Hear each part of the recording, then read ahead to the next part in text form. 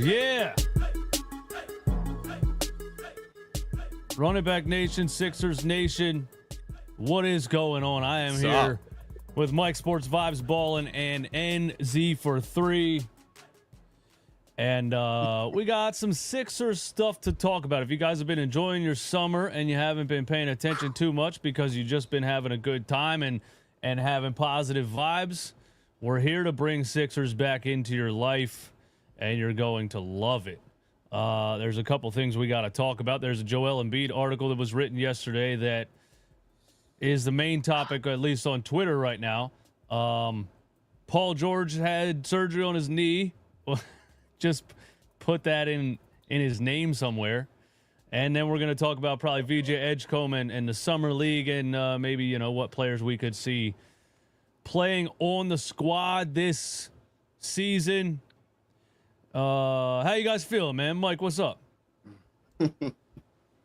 Yeah, reading the article, man, it got me feeling some type of way. Like, I don't know, man. Like, I understand showing sympathy and all that, but like, at the end of the day, I'm a fan of the team and I want to win. And I understand that what really got me right was when he was talking about his brother that passed. His brother passed away on draft day, I believe, and he blames himself for that. And I'm like, gosh, Lee, like.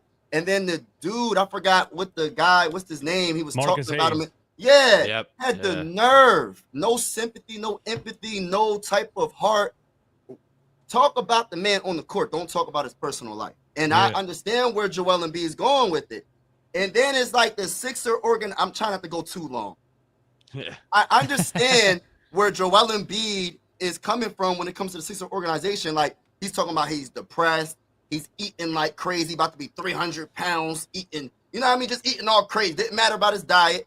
His foot was messed up, and they were trying to tell him to get on the court, but he's saying, y'all don't know my body. I'm going to still do me. I'm going to just be a jackass and just be like, yo, I'm not doing anything. You know what I mean? Because I know my body, and I'm not risking my foot. My foot is jacked up, and he did need surgery on his foot, I believe. So it's just like, the organization not really having his back and just saying that he's lazy when he really was hurt. And it goes to show you this organization. I love the Sixers, but they're so unorganized. They're so unreal when it comes to things. And it's like they don't know how to manage the players better. Everybody, you got to manage the play. Each player needs to be managed differently, especially when you have a superstar like Joel Embiid. Like, everybody got it. They get treated differently. If the better you are, you get treated a little bit differently. They wasn't showing him no mercy in the like when it comes to his foot and all that, trying to say he's lazy. So yeah. I mean, like it was right from the jump from that, that article. What stood out to me the most, I don't know if you guys remember, it was the part where he was complaining about, something being wrong with his foot. They were dismissing him. And then it was revealed that it was an intern who was running his rehab process. So that was ridiculous to me because they knew they drafted a guy with some injury problems. They did not prepare for that ahead of time. And that is just the most 76ers thing of all time, to just be that just to be that delusional when it comes to managing your players, and just an entire lackadaisical approach. Like, we all know that the Sixers, they have no idea what they're doing when it comes to, building good rosters, managing players, and all of that. But having more of that hard evidence, it just takes it to a new level of absurdity. And just about the article in general, I read the entire thing. It was long, it was detailed, and I think my biggest takeaway from it the most was, yes, the Sixers are the most incompetent, brain-dead organization of all time. And my respect for Joel Embiid just went up so much higher after reading it. There's been a lot of debate about, feeling bad for him and whether it was like a PR stunt or something. But the fact that, they really nailed it home just how much of a miracle it was that he was even able to rise to an MVP status in the first place, given all this new, all these new details about his relationship with the team, how he was feeling at the time, everything else going around in his personal life, like starting the game of basketball at the age of 16, learning all that, man. Like, it's just crazy the way he developed the way he was, and it could have gone completely south. But yeah, man, my respect for Embiid definitely went up after reading that. Yeah, it could have. I mean, yeah, you're right. You're right about that. I think I think Joel Embiid. I've said this before. Joel Embiid's a genius in his own right, and he doesn't realize it. But picking up a basketball and only playing for that amount of years at his size and learning how to dribble and shoot the way that he did, he has, like, I don't know what the word for it is. I want to say photographic memory, but it's like he can look at something and he can look at a clip of Hakeem Olajuwon and be like, oh, I can do that, and just hit a dream shake perfectly. You know what I mean? So I think he was extremely gifted, not just physically, but in some mental areas. And yeah, it took hard work for him to get there, and I never discredit him for playing through injury. My only slight against him ever is that he's always injured, and I always say that I don't think it's his fault. A lot of these are, he gets elbowed in the face, he gets shouldered in the face by his own teammate, a thumb ligament randomly. There's just so much stuff. I don't know how to describe an injury bug, but he's definitely had it, and the article, to me, I have an issue with the article. And that's why I'm having a debate back and forth for like 2 days on Twitter, because when people read the article, what happened was now you're not allowed to criticize Joel Embiid at all because this guy got insight into his life, and we all have to have empathy and feel bad for him, and now there's no. And I'm like, that doesn't change the fact that I need guys on the court that can play the game and win the game. You know what I mean? Like, I understand it was a nice article. It was also one-sided. You can't really take all of that stuff, I don't think, and just put it down as fact just because the guy interviewing Joel Embiid said it or Joel Embiid said it, So there was a lot of things in there like that I was like, okay, that sounds perfect if you wanted to say it that way, and you want it. I hate to say it, but it came off as a bit of a puff piece to me. It came off as a bit of a, I don't know if PR stunt is the right word, but that's what it felt like to me. If you're only going to do an interview with a friend that, is from the same place as you and is going to ask you the questions that you want him to ask you, and your answers can't be debated, I don't know, what can I really take from this? You know what I mean? And I think my initial reaction was negative because I thought I was going to get a Joel Embiid interview where he was going to talk about his injury last year and what we can expect this year. And I start reading it, and I'm reading the most overly descriptive thing I've ever read in my life. And I'm not slandering it, but so long. I skipped through it. I didn't read it all. What I'm saying is, like, I mean, people are just saying this is the most beautifully written article, dude. I can do that same thing. I don't want to slander the guy that wrote it, but it's not as miraculous as everyone is making it sound. You know what I mean? It's just not. Here, I can do the same thing. Are you ready? Oh. Are you ready? Let's do it. Listen, from the top. This is the beginning. Soft, warm, comfortable.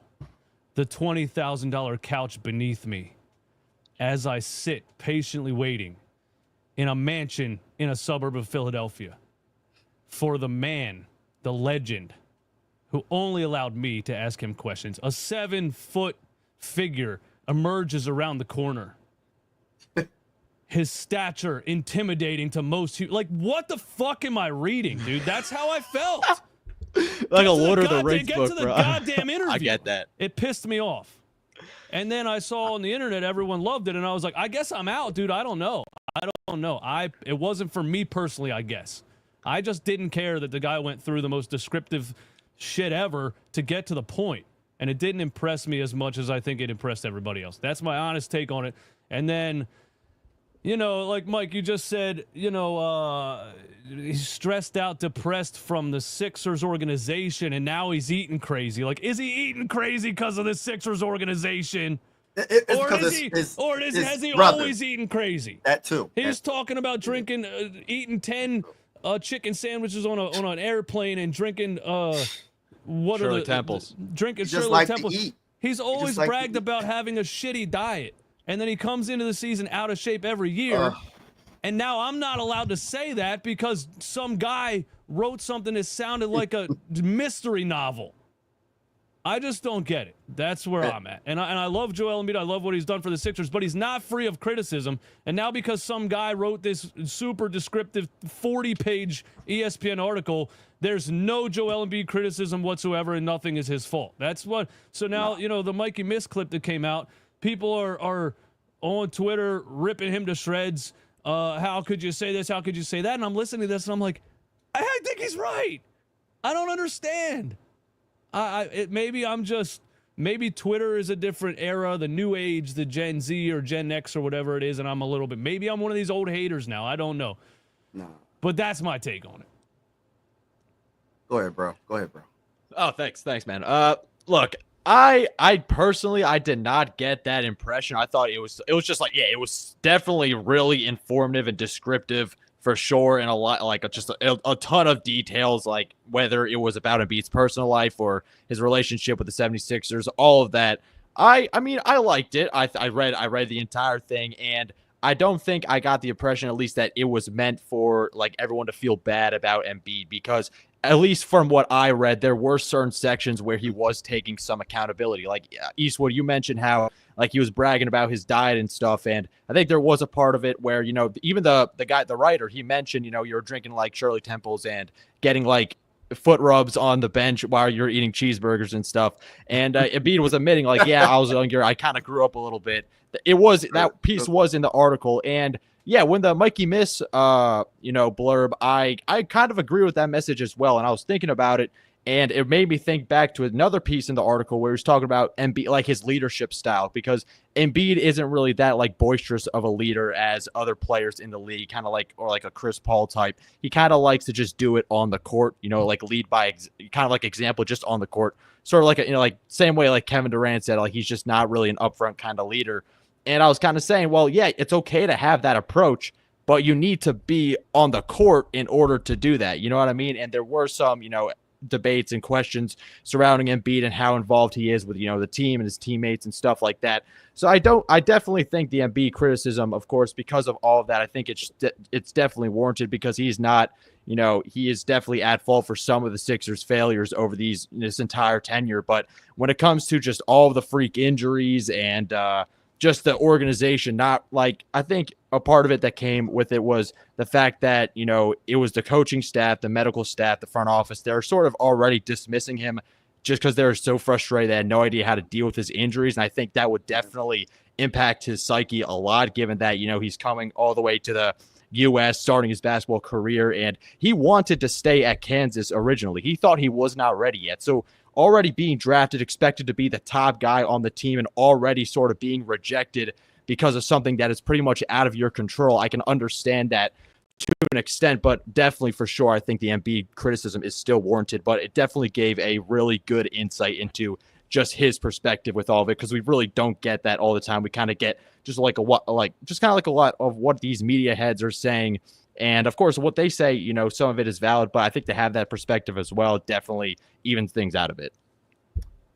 Oh man, I don't even know where to start, man. I'm kind of like Joel Embiid when it comes to being an introvert. Like, he kind of stays to himself, and then once someone does something, you like, man, kick rocks, I don't even want to deal with you. Mm-hmm. And that's just his mindset. And the one part in the article that really stood out was when he was talking about when they had like the team meeting with Ty, and everything came out with the Tyrese Maxey calling them out, and then he's like, man, we still got. In other words, the snitch is still on the team, so I want to know who the snitch is, who put it all out there, so everybody can know that Tyrese Maxey called out Joel, and then Joel Embiid is like, I don't want to go to no more team meetings. If I gotta go to team, if we go to a team meeting and that guy's in there, I know it's going to come out. Whatever we talk about, that snitch, that player, is no trust. Once you lose trust. But he is the best player. So he has to take accountability, though. He has to take accountability. And I get what Eastwood is saying. Like, at the end of the day, I know another part of the article, he was talking about winning. He was talking about Allen Iverson not winning. He was talking about Charles Barkley not winning. And I understand that. And there's still great players. There's players that won championships that were bench warmers. What that makes them better than Joel Embiid? We know that's not true. Tracy McGrady didn't win. Right. A lot of players didn't win. Yeah. But my whole thing, Joel Embiid, and I think he said, correct me if I'm wrong, did he say something about like Philly fans just love to be mad? Is there a quote in there that he said something like that? I think that was a Daryl Morey quote when he was at like that sports analytics. That was Daryl Morey. Like, I was about to say Joel Embiid. It's not even that, but Daryl Morey, it's not even that. It's because I think a lot of people mistake Philadelphia fans as just being mad and angry for passionate fans. Like, we want to freaking win. We haven't won since 1983 with Julius Erving. Exactly. That's 40 plus years. Are Eagles fans mad right now? Are Eagles fans angry? No. Are Phillies fans angry? I mean, maybe ups and downs throughout the season, but they've been a contender now for a couple years, and they still feel like they have a shot. Sixers fans are angry because they suck all the time, dude. What are we supposed to do? High expectations. This team folds under pressure. And the thing about it, Joel Embiid, you bringing up Allen Iverson, you bringing up Charles Barkley. Let's go to AI for a second. AI Brown, I'm not coming at no specific players, but he had Dikembe Mutombo, RIP to him. Who was his best player that he brought to the 2001 finals? You know what I mean? AI is like 6 foot. Aaron McKee. He brought them to the freaking finals, bro. We haven't been to the Eastern Conference Finals or the finals since 2001, Joel Embiid. So the reason why a lot of fans are just like, man, I don't even want to hear all this. I want you to be healthy, be in shape for the start of the season, and we want to win a dang on championship. Take accountability when it comes to that part. That's all we care about. We're not talking about your personal life. We're not going to do all that, but we want to win. We just want to win. That's all it is. You know what I mean? And you will be held accountable. If you're not playing, if you're not in shape, us Philly fans ain't playing. We're going to call you out for what we see. If you play good, you won't got nothing to worry about. That's what I'm saying, man. I agree. First of all, the snitch thing. You know, that's like if you show up late to work every day and then you have a meeting and your boss is like, hey, you're late to work every day. And you're like, you know what? I'm not coming to any more meetings if all you're going to talk about is how I'm late to work every day. No, you're late for work, bro. You know what I mean? So, somebody snitched, but Tyrese Maxey called you out for being late to practice or not being at practice at all and not being a leader. He should have been talking about that. I need to be a better leader. I shouldn't be a guy that's missing practice or being late to film study or whatever. Instead, he's calling out who's the snitch. I don't care who the snitch is. You know he knows who the snitch is. He just won't tell it in the interview. He knows who the snitch is. But saying something like that tells me that like maybe he does have that mentality that people say he has, which is deflecting and blaming others and not taking accountability. You know what I mean? And like, I don't know. I never talked about Joel Embiid as lacking effort. I watched him play through injuries his whole career. I've always defended him for playing through injuries. He comes back from knee surgery before he probably should have and averaged 30 and 10 against the Knicks, and Tobias Harris couldn't score a fucking point in Game 6. There's always, I never question him getting on the court and playing through injuries.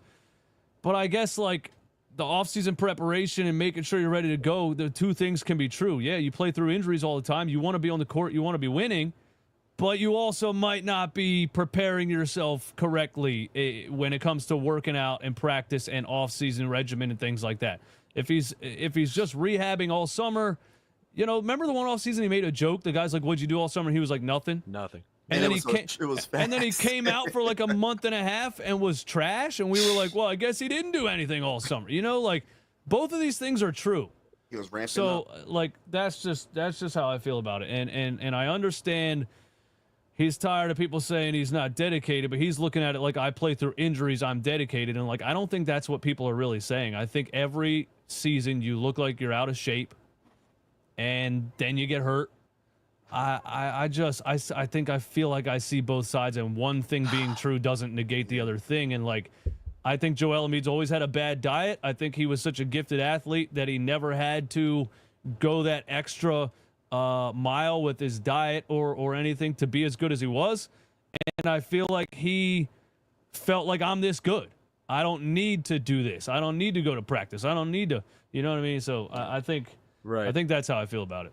I think a lot of it too, it just has to do with the freak injuries that he has endured that I think is regardless of conditioning, like getting elbowed in the face by Pascal Siakam, having, I forgot the Warriors player that fell on his knee. Bro, Embiid during that 2024 season, they were 26-7. It was right after the James Harden trade. They just got a bunch of role players like Robert Covington coming back, Nick Batum. It was just Embiid, Maxey, a bunch of role players. Embiid, that was the peak of Joel Embiid right there. He was on pace to outscore like Wilt Chamberlain when it came to points per minute, like consecutive 30-point game records, like doing stuff that Kareem was doing. He was at his peak form in the Sixers. They were looking like a playoff contender because we finally found out that, when you surround Embiid with just a bunch of smart role players like Nick Batum instead of these ball-dominant stars that really don't do anything else, like whether it's James Harden always demanding the ball and not being that good on the defensive end, or Ben Simmons being good on the defensive end but being a complete liability offensively, having him with just a bunch of smart guys that know how to play their role and can space the floor, it can really work out. And yeah, Kelly Oubre, he is not, he's definitely a very controversial Sixers player, but he was doing well that season.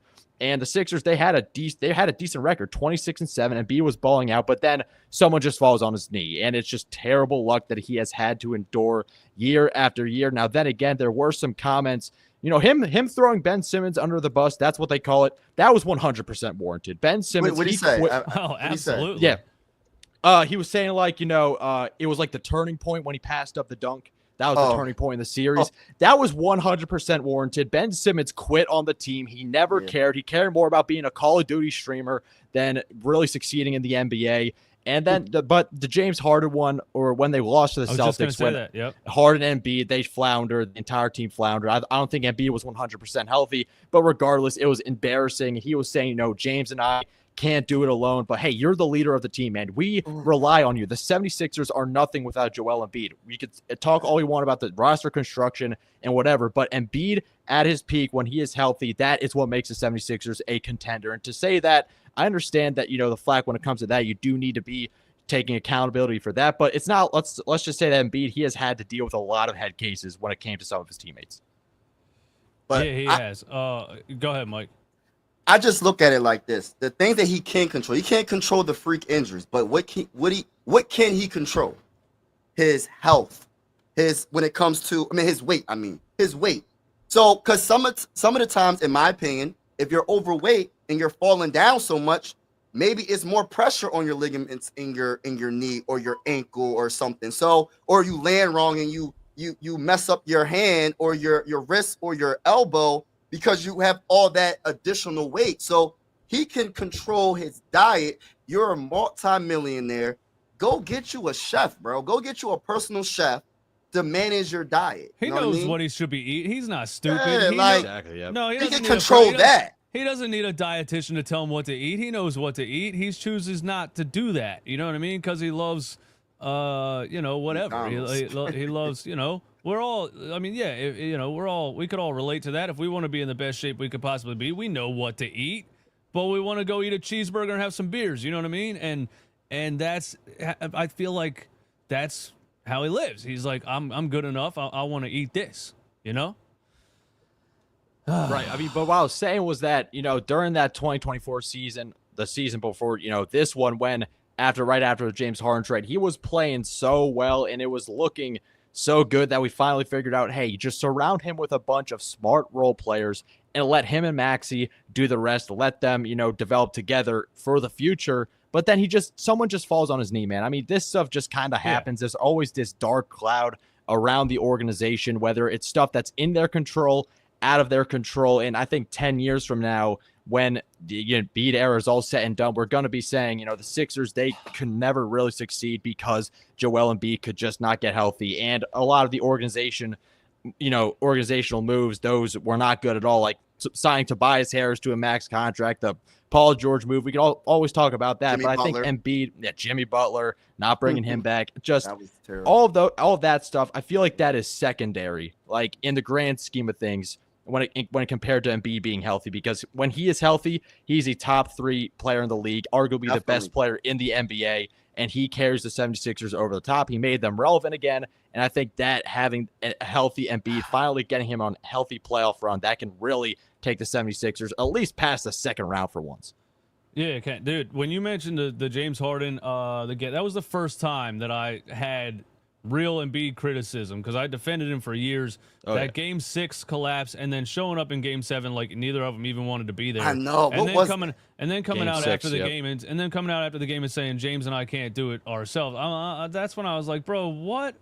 You know what I mean, man? Like, what is AI going would never. on here? What is really going on here? You know, AI what I mean? would never. Mindset. But in college, he was 245 and he broke his foot, and then he refractured his foot while it was healing. You know, and there's the things about the trainer and the thing you said about the intern. You know, that's what I meant by the article is written one way, and we can't just take it as fact because somebody said that. Like, there could have been a trainer and an intern was part of it, and an intern was an intern who's literally learning to be a trainer is in charge of certain things. Take him in this room and do these exercises. Like, that doesn't mean they were just like, hey, Joel Embiid, we got some guy who has no idea what he's doing to handle your rehab, and that's why he's hurt all the time, and that's why he's injured his whole career, and we need to blame the Sixers organization for everything. I'm the first one to say the Sixers organization is never does anything right. But their medical staff is not the reason Joel Embiid is always hurt. He's just always hurt. He broke his foot in Kansas. You know what I mean? He broke his foot. Like, he's just always hurt. When people say, fire the Sixers medical staff, and we need a different medical staff, how are these players always injured? I'm like, what do you think the medical staff is doing for players to always get injured? Like, that just doesn't even make any sense to me. Like, is Paul George hurt all the time because the medical staff isn't good? What are they doing in the medical staff that's hurting Paul George's knees? You know, like, I don't even think people connect those two things. That doesn't make sense to me. I think Joel Embiid is just injury prone, and it is what it is. I think my main problem with this whole topic now is that I don't care. I think he's done. You know what I mean? Is he going to play this year? And now he's like, I'm not going to rush back this time because they rushed me back last time, basically. And Daryl Morey said in an interview 2 days ago that Joel Embiid's going to be ready for training camp. He basically said, wait till you see him at training camp. And Joel was like, I'm not rushing back. I'm not giving any timetable. So now I'm like, all right, now we're on two different pages. Now the ownership and the GM thinks he's going to be ready, and he's over here saying, no, I'm not. The whole thing is about to be a disaster. Also, is this whole thing put up so he can request a trade, so you can blame the whole thing on the Sixers? And you know what I mean? I need another team to want me to take on this contract. I got to get out of here. Let's do an interview where we blame everything on the Sixers organization, and I'm not a Sixers organization defender at all. I'm just saying, if you wanted to work your way to a different team, that's one step in the direction of doing that, I feel like. So I don't know, man. It sounds to me like he doesn't want to be around the Sixers organization anymore by all the stuff that was talked about in that article. So is he going to request a trade? I mean, again, I love what you did for the Sixers, but please do, bro. I'm ready for this shit to be over because I can't do another season of is he going to play, is he not going to play, is he a healthy, is he a scratch right before tip-off, am I going to drive to Philly to watch the game and Joel Embiid's not playing on the radio on the way down there right here? You know, like, I just think that the Embiid article, maybe I have a negative take on it because I don't really care about the article because I'm so over this whole thing. I want to watch Sixers basketball, and here we go again. We don't even know if he's going to be healthy. We starting bad right now with the Paul George as well. So he hurt. But, like, I feel like, didn't he say something in the article he wants to retire a Sixer or he wants to get a championship for the fan base? Am I correct or wrong about that? Did he say something in that similar? Like, I mean, I don't really remember anything mentioning that. Oh, he didn't say that? Okay. Yeah. I must be thinking of another article. But he sounds like he doesn't want to be here anymore. I think that's what he sounds like. And I don't necessarily blame him, but if that's going to happen, can we speed it up? Speed it up, man. Watch something else. Right. Yeah. I mean, my point with the intern stuff, like, it was because I already knew that the Sixers, they were so brain dead when it came to all of this. And I think just like the lack of seriousness, you know, you had Embiid, he did break his foot at Kansas. You would be thinking, hey, maybe we can get some more experienced, you know, medical staff to oversee his rehab and not create such a rift between him and the organization right from the jump, because he was talking about how, you know, the unhealthy habits he was developing during that conflict with the organization, and them talking, you know, saying that he was dismissed as just like lazy, even though there's really something wrong with his foot. So already that issue right there, that just represents such a bigger issue with this franchise just having no idea what it is doing. And yeah, from a human level, I respect Embiid a lot more, but from a basketball perspective, it's been over 10 years, man. At some point, you need to just look in the mirror and say, we got to blow this up. We got to rebuild. I hope that if an Embiid trade someday happens, I don't know if it will ever happen, given how big his contract is and whether teams are going to rely on him and think that he can still be healthy and play in the NBA at a high level. I don't know if any team's going to bite on that. And I hope he can go to an organization where he can actually win, one that has structure. And then the 76ers, they can really reflect on this entire time and really analyze what they did wrong and not do it again with Jerry McCain and Tyrese Maxey and VJ Edgecombe. You know what sucks about this whole thing? I just feel like Joel Embiid's such a gifted athlete, and he didn't even believe in himself. He thought he was going to be just a defensive player. He didn't think he would learn this offense, and he's just like amazing offensively. Nobody can guard this man. People was coming at him as a free throw merchant. He'll make 12 free throws because he can make them all. And then but what about the other 20 points? So he's getting 35 points. What happened to the other 20-something points? People they don't have no answer for that. But it just sucks because we know how good he is, and we know, like, we believe in his skill. We believe in his ability to get us. I do. I think if he's healthy, we have a good enough team, in my opinion. If everybody is healthy with the Tyrese Maxey, Joel Embiid has more than what Allen Iverson had, in my opinion. Right now, I think with Tyrese Maxey in his prime, you got a Jared McCain. He would have been the rookie of the year last year. VJ Edgecombe, I think he's up and coming. We're going to see what he got in the regular season. I think, and then I didn't even mention Paul George. And then we got Paul George.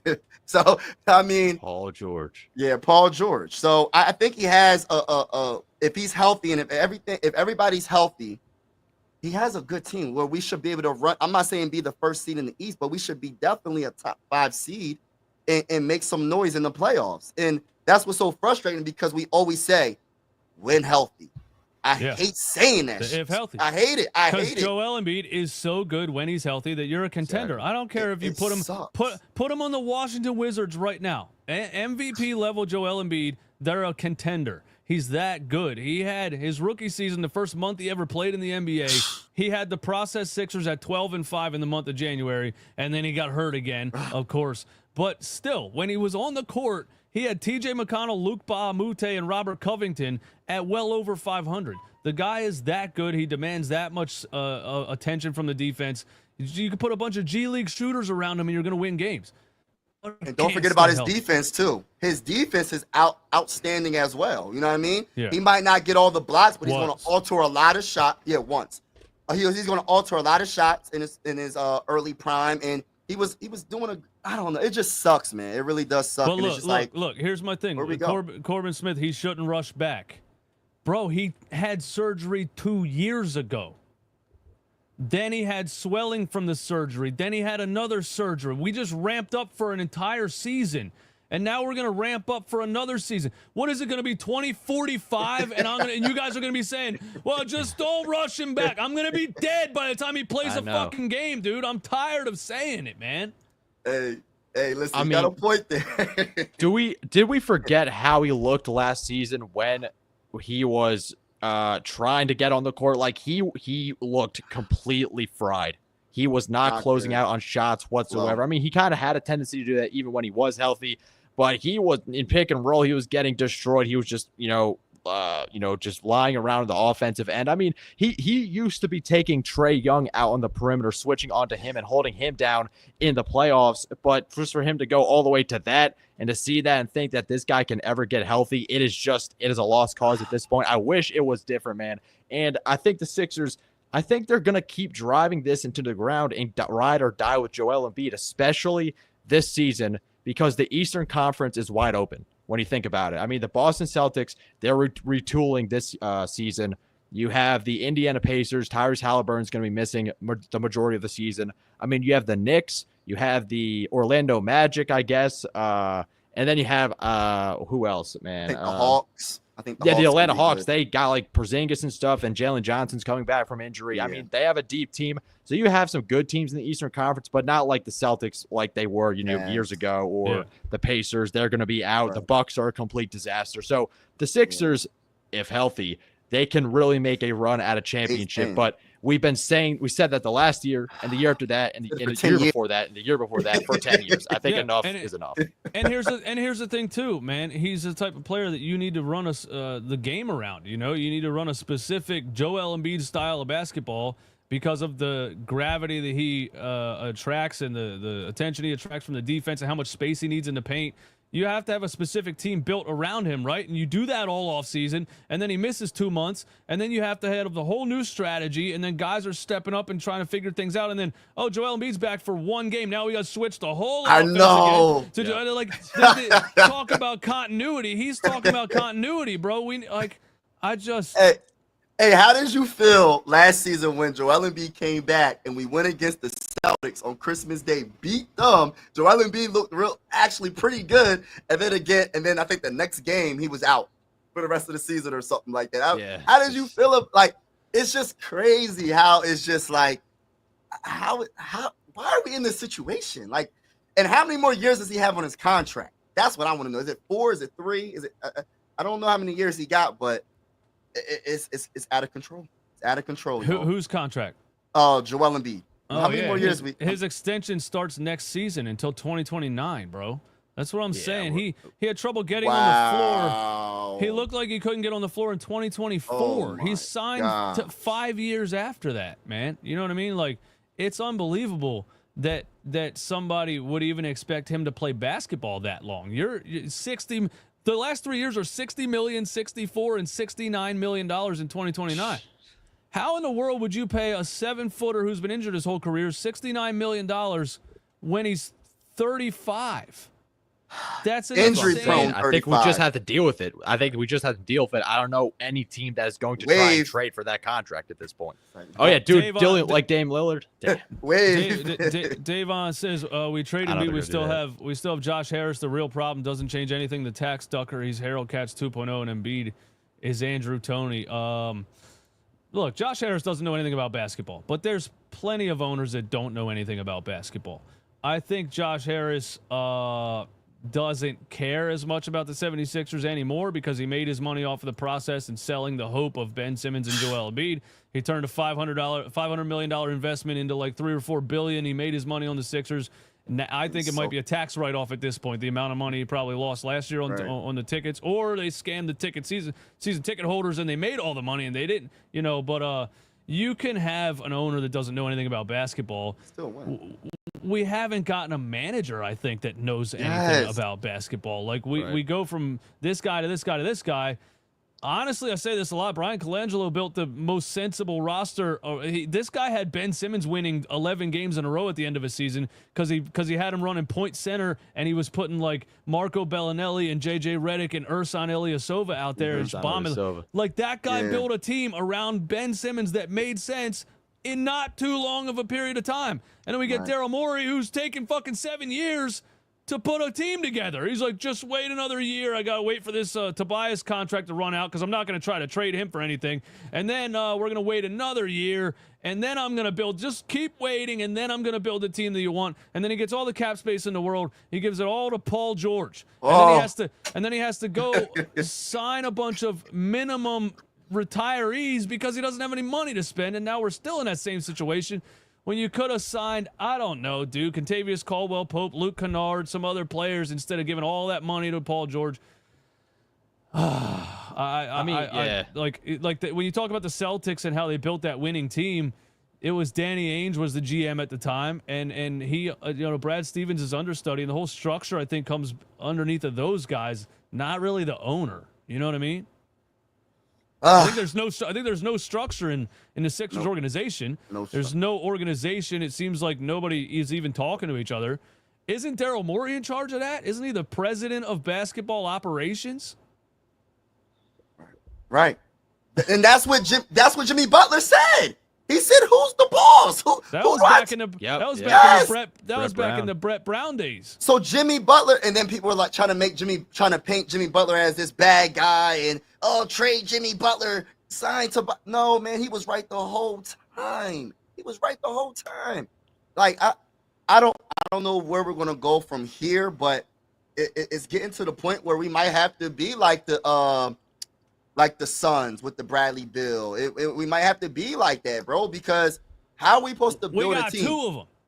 We got two of them we got to buy out in that worst situation. contracts in the What are league. we gonna do arguably. And he's hurt. He got surgery from a workout. He got surgery. Not practice, just a workout, and not the game. He tearing his knee. He messed up his knee, got surgery, and I don't know where to even go. He just got a max contract and he's hurt again. He's hurt again. It's a 25-year-old's game, and we're over here paying 35-year-olds max money. And then that's the thing too. You know, when Daryl Morey talks about, or anybody talks about, like, well, last year we just had a lot of injuries, dude. He was talking about Kyle Lowry and Eric Gordon, and he was like, I think I saw more wrist injuries and thumb injuries than I've ever seen in my life, and we just had an injury bug. No, they're all 40 years old, bro. Right. You get hurt when you're old. Why can't he put that together? We have the oldest team in the NBA, and we got a lot of injuries. I wonder if those two things are related.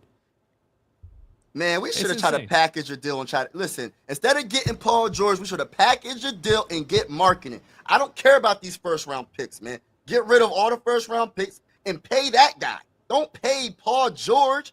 I know he was a free agent. The reason why the Clippers didn't pay him, because they knew he wasn't that dude. They didn't want to give him that 4th year. We were the only stupid organization to give him that 4th year, and we still got 3 more years, $100+ million, and we don't. And he's already hurt. He's hurt his 2nd year being a Sixer.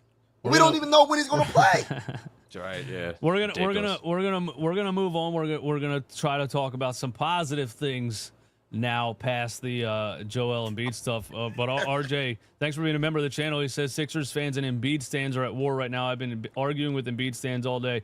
But RJ, you got to remember that people on Twitter with an athlete's profile picture and their @name is like Embiid is the GOAT or whatever, it's a 10-year-old. You know what I mean? It really is, dude. So they don't actually know. They don't know anything about what they're talking about. They just started watching Joel Embiid 2 years ago because they picked their favorite player or something, probably when he won MVP. So you probably shouldn't even waste your time arguing with. And I'm guilty of it too. I respond a lot to some of these things, but it's really got to be a 12-year-old running those accounts, dude. That's just how I feel about that. Yeah, like at the end of the day, we're Sixers fans. We're fans of the team and not these individual players. Remember when we traded for James Harden, and then all the James Harden fans came in, you know what I mean? And like we're bandwagons with the Rockets back in the day. I mean, like, yeah, you could like an individual player, but at some point, enough is enough, and you got to think about the best interests of the team. And with the way they have, Joel Embiid, his tenure with the Sixers, how it has gone, he keeps saying, stuff like, I've done too much for this city. And there are so many perspectives with it. Like when it comes to, putting his body on the line and fighting through a lot of pain with his injuries and stuff, I understand that. But when it comes to like the basketball perspective of just getting the results, getting to making these deep playoff runs, finally getting the Sixers, back to true playoff contention and not having, that playoff loss to the Atlanta Hawks, like even with Embiid's injury, like partial meniscus tear, Ben Simmons meltdown, like they still should have won that series. And there's no excuse for them to be, blowing like 26-point leads and stuff in like Game 5 was horrible. And that's Doc just Rivers, right? Yeah, Doc Rivers. And I just think, the Sixers and the way they treat Embiid, they could have done a better job, but him not being healthy, I think that's at the crux of everything. He's just had to be healthy, and it was just horrible, which is how many freak injuries he's had to endure. Well, dude, you know what, too? It's easy for stans to get mad at me for what I'm saying because they're not Sixers fans, like you said. So they're not even watching the games if Joel Embiid's not playing. If he's hurt, they're like, I'll watch it when Joel Embiid comes back. That's like me with the Phillies when Bryce Harper gets hurt. I'm like, let me know when Bryce comes back. I am a fair weather Phillies fan. I admit that all the time. They're fair weather Sixers fans. They're not watching Game 1 if Joel Embiid isn't there, so they just think I'm out here saying mean things, and then they call me whatever they call me on Twitter, and I'm like, you guys aren't even watching the games. You're not Sixers fans. I want the Sixers to be good, and if not, like, we need to make some changes to make them good, So, like, if it's time to retire or it's time to request a trade or something, that's just, I don't know. That's just how I see it. Brian Pumper, fellas, what happened to Philly fans? Joel was a great player, but damn, hold the man accountable for his failures. Nasty work. I also think I think we're at a crossroads right now in the media with Twitter and TikTok, and then the old like radio heads and I think we're not really understanding each other at all. And a lot of people, whatever their preferred platform is, they think that's Philly fans, you know. So if you're seeing a bunch of people defend Embiid on Twitter, you feel like, what happened to Philly fans? When really it's just maybe some dudes on Twitter that are saying that. When I go outside and talk to somebody, they say, hey, man, Sixers need to trade Embiid, dude. I swear to God, the first thing people say to me when I go outside somewhere and they see me. I know that's what they say to me. I'm like, how? Yeah, I'm not lying. How do you do it? Can you tell me how? But what I'm saying is I'm an asshole for saying that on the internet, but then I go out in the real world and everybody agrees with me. So I'm just starting to think it's just the internet. Yeah. They just don't know the team. They don't watch the team. They don't watch all the games. They don't know. They just hear what they hear on ESPN or whatever. And some of the they don't know. They don't know. That's just what it is. They're ignorant to what's going on with the Sixer organization. We know a little bit more because we watched the game, we watched the team, and let's talk. Let me get your guys' opinion on this right here. This Kendrick Perkins clip that was on Twitter today, and a lot of people were replying to Kendrick Perkins and telling him he's the worst person ever for saying this. I listened to it and I was like, what did he say wrong? You know what I mean? So I'm confused. But here's what he said. When you think about this situation, at one point we was looking at the Philadelphia 76ers, and at one point we saw structure. We saw stability. Well, when did we see structure? That's why I had to make that. This is the people Ben I'm Simmons saying. Situation, the James Harden situation. They don't I can't watch take it the seriously, Sixers. dude. All right, hold on. Let's listen. We saw culture, and then all of a sudden, we saw culture. So the opposite of culture. See, that's what I'm telling you, y'all. Wait, I thought I listened to this. I think I'm thinking of something else. All right, since listen. Daryl Morey has taken over this job, it's gotten worse. Since he's taken over this organization, it's got worse. Let's be real here. And now all of a sudden you're looking at your franchise guy, one of your franchise guys, your players, not being able to start the season next year, and Joel Embiid, because he's telling us right now that his body is not right, which we already know. Paul George just underwent a procedure. Now you look at your next guy in the diamond in the rough that you found in Tyrese Maxey, and the Philadelphia 76ers are on the clock. They're on the clock when it comes down to Tyrese Maxey. And when I say on the clock, because if they keep trending in this direction of no culture and no stability, guess what? All right, they're putting music on there. That's going to get me copyright. But anyway, he said if they keep trending in this direction of no culture and no stability, Tyrese Maxey is going to want out of Philadelphia. What do you guys think about that? You mind if I go first, Mike? Go ahead. I definitely disagree with that part. Now, Kendrick Perkins, he has said some pretty funny things about the Sixers, especially it reminded me of when Tobias scored 0 points and Perkins said, like, it was like an analogy, like he went to Chick-fil-A, but all he brought back was straws. I don't know if you remember that. I was cracking up at that.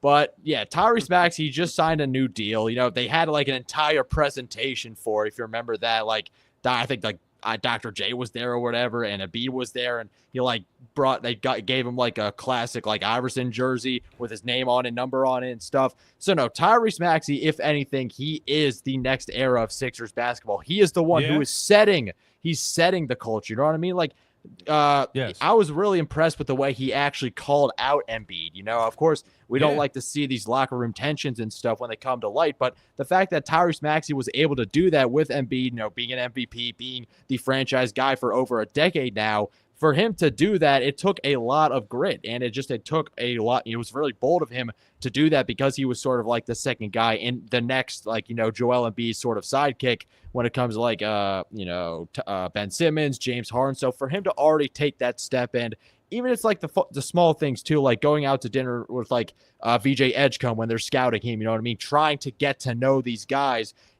in preparation for the future, him really taking that step as a leader. I think Maxey, with his work ethic, with his, his ability to improve year after year, and his ball handling responsibilities, well as someone who's trying to be like a combo guard type, I still think he's more of a shooting guard. I think it would be great for the Sixers to have more of a facilitator right next to him, just like how the Sixers in the past had Eric Snow, really pass the ball around with Iverson running around, I think that could work the best with Maxey. But for Maxey, he's already setting the tone, and we're already preparing for the next era of Sixers basketball. And I think, Joel Embiid and Paul George, we're kind of just stuck with these contracts. We have to ride it out because the Eastern Conference is wide open. I don't know if there's any trade value for them, but I disagree with that. I think that Tyrese Maxey, I think he might honestly be a Sixer for life.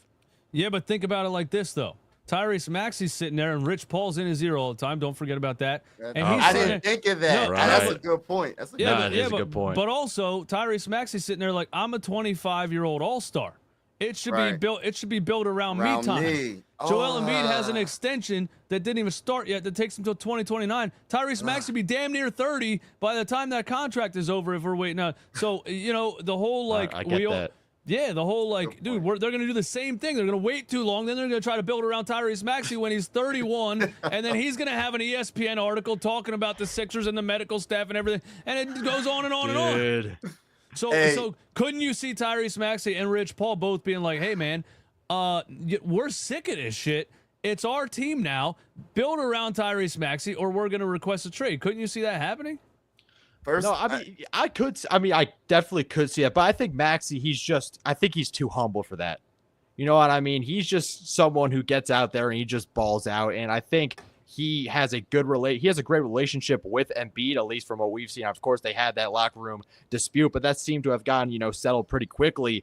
And so he has a good relationship with Embiid. He never really seemed to me to be the guy who wanted to have everything run around him like a James Harden, sort of like a Ben Simmons, and have that diva mindset. I think Tyrese Maxey, he just loves to hoop. He loves to work out, and he is, the franchise that is his nickname. And I think the fact that they, I look back to the draft, and they drafted VJ Edgecombe. And what VJ Edgecombe was coming out of the draft, his biggest strength was his ability to defend the ball and really do the little things. Now, of course, the sky's the limit really when it comes to his offensive development, but his hustle, his ability to really make an impact with his defensive playmaking and fill in the gaps, I think that's an excellent pairing next to Tyrese Maxey when it comes to having a defensive backcourt, because Maxey, he never really had an elite perimeter defender play next to him.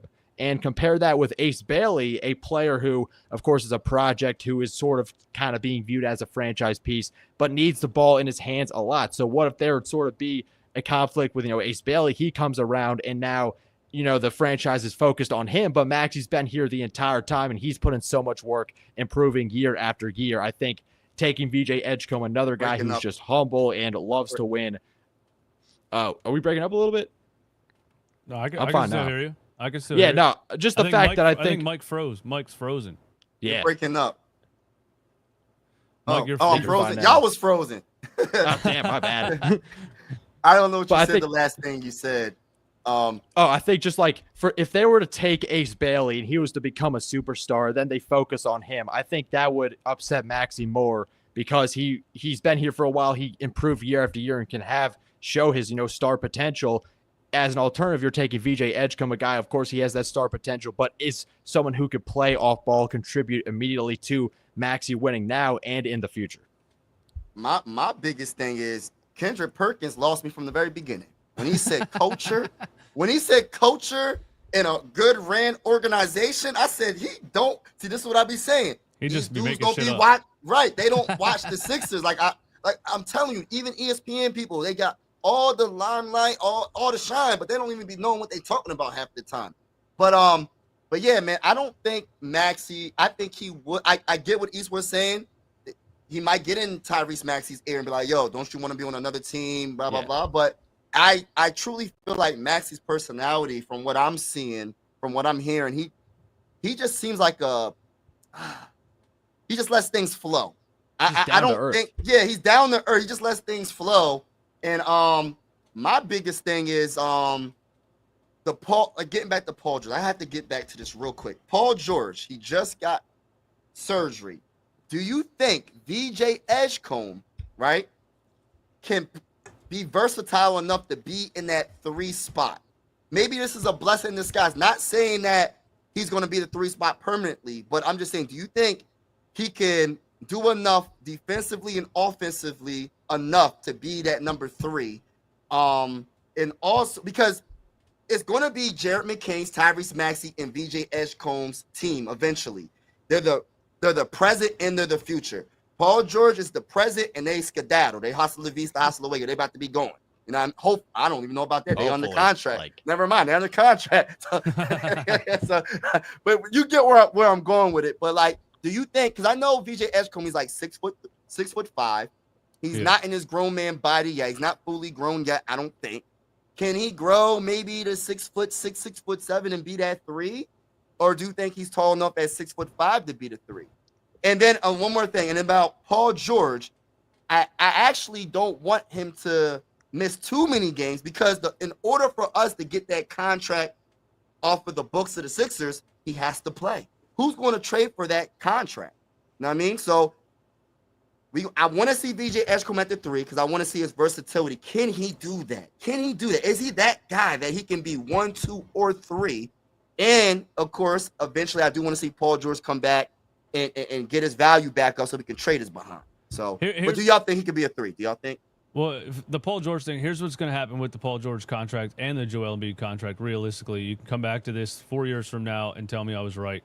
The same way Daryl Morey came in and immediately got rid of Al Horford by attaching a first-round pick to it because everybody was like, this is the worst contract ever. Daryl Morey's going to get fired, and another GM's going to come in and have to try to get rid of these contracts by attaching picks to them or whatever else to get a fresh start because I just don't see any way out of these contracts. The Paul George one, with 2 years left, it could be tradable because the last year could end up being a buyout with somebody, and maybe the payroll at that time, $50 million isn't a ton of money when guys like Devin Booker are making 75. You know what I mean? That's true. I don't see anything. I'm serious. I think my prediction is that Daryl Morey gets fired after this season. Because this is a disaster, dude. What are we doing? It doesn't even seem like they even talk to each other. I think he gets fired after this season. I think another GM has to try to figure out how to get rid of these contracts, and then they start selling the Sixers as this new Maxey McCain, VJ Edgecombe era of basketball. But until it's just an odd situation because it's like you have these 2 old guys that are hurt, lingering. The young guys want to play. Right. And we're still holding on to this, hoping these guys can be healthy to give us a chance. It's like we're in 2 different eras at the same time. I think it really does depend on next season and when it comes to Daryl Morey. I mean, I think his job is more on the hot seat than it is Daryl Morey's because we saw what happened right after that Toronto Raptors, championship core, right after it kind of fell apart and they're sort of going into a rebuild. And Raptors fans, they were complaining so much about Nick Nurse not giving these young guys a chance. Yeah. And they were 100% right on the money when it came to that. Nick Nurse was playing Gershon Yabusele at center. Everyone's saying, that was one of their better offensive lineups, but it was a layup line. It was a complete layup line. You got to play defense in order to win a basketball game. They could have had a Dembona, who's an athletic freak, who had like 6 blocks in the other Summer League game. I know it's Summer League, but it's good to see, these sophomore players. It's a good sign if they're sophomore players and they're dominating Summer League. You know what I mean? So I think Dembona, he's got to be the backup center this year. No question about it. Andre Drummond, I don't think he has it anymore. He dubbed himself the greatest rebounder ever. I just did not see it last season. Dembona, he has to be he's got to be the backup center. And Kyle Lowry and Eric Gordon. If we see them getting playing time, if we see them get playing time at the beginning of next season, I think Nick Nurse, he's going to get canned because Josh Harris, he has a brand new fancy, number 3 overall pick that he's got to sell tickets to. And if they're stealing all of his minutes, it's over for Nick Nurse. Yeah, I'm telling you right now, if Andre Drummond is available, I think Nick Nurse is playing him at backup center. And I think I'm serious. And I think no matter what happens on the court, he's going to continue. Because last year I saw things happening on the court that didn't seem to change the way that he was doing things until they were 5-25. And apparently Andre Drummond got hurt and everybody. And then he started playing a Dembona. He's going to play him. He's going to play Kyle Lowry. He's going to play Eric Gordon. He's absolutely going to. What the problem is, this is like a fraternity. They're just doing politics. They're hiring their friends, and then they're putting their friends in the game so everybody can have fun and make money and go home. They're not reading Twitter. They're not listening to what I'm saying. They're not doing any of that. You know what I mean? So I honestly, yes, I see Nick Nurse playing Kyle Lowry, Eric Gordon, and Andre Drummond. No. I do. No. And I see it being as terrible as it was to start last season. and then maybe he will get fired, but maybe Josh Harris is over there in Washington Redskins meetings and doesn't care anyway. So I don't know, man. But I don't see Nick Nurse suddenly developing young players or giving young players a chance. Like you said, that's what they said about him in Toronto. We saw it firsthand last year. That's Justin true. Edwards didn't get a minute for 3 months, or Dambona. Him, Jared McCain. Don't forget about that. Until Reggie and Eric and all of them got hurt, he wasn't getting no minutes, bro. Jared McCain had a 34-10 game against the Cavs. The Cavs were the number 1 seed in the East at that time. They were fully healthy. The Sixers were depleted. They took them to the fourth quarter. They gave them a run for their money. Jared McCain led the team. We watched it happen. The very next game, Jared McCain was on pace for a back-to-back 30-piece. He had 29 points. Nick Nurse took him out with 5 minutes left in the fourth quarter for who? Kyle Lowry, and they lost the game. Yep. Yeah. This is real life. I mean, look, the OKC. Once the season ends, we forget about it, and then we're like, he's not really going to do that. And then when he does it, we're like, oh, yeah, we forgot that he does that shit. Right. I was just thinking about, the two teams that made the finals, the Pacers and the Thunder. So they both have elite guard rotations. We know that. Keisha Wallace, Lou Dort, Alex Caruso, Nemhard and TJ McConnell. The Sixers, they have that when it comes to Maxey, McCain, Grimes, and VJ Edgecombe. But that's good. That's good.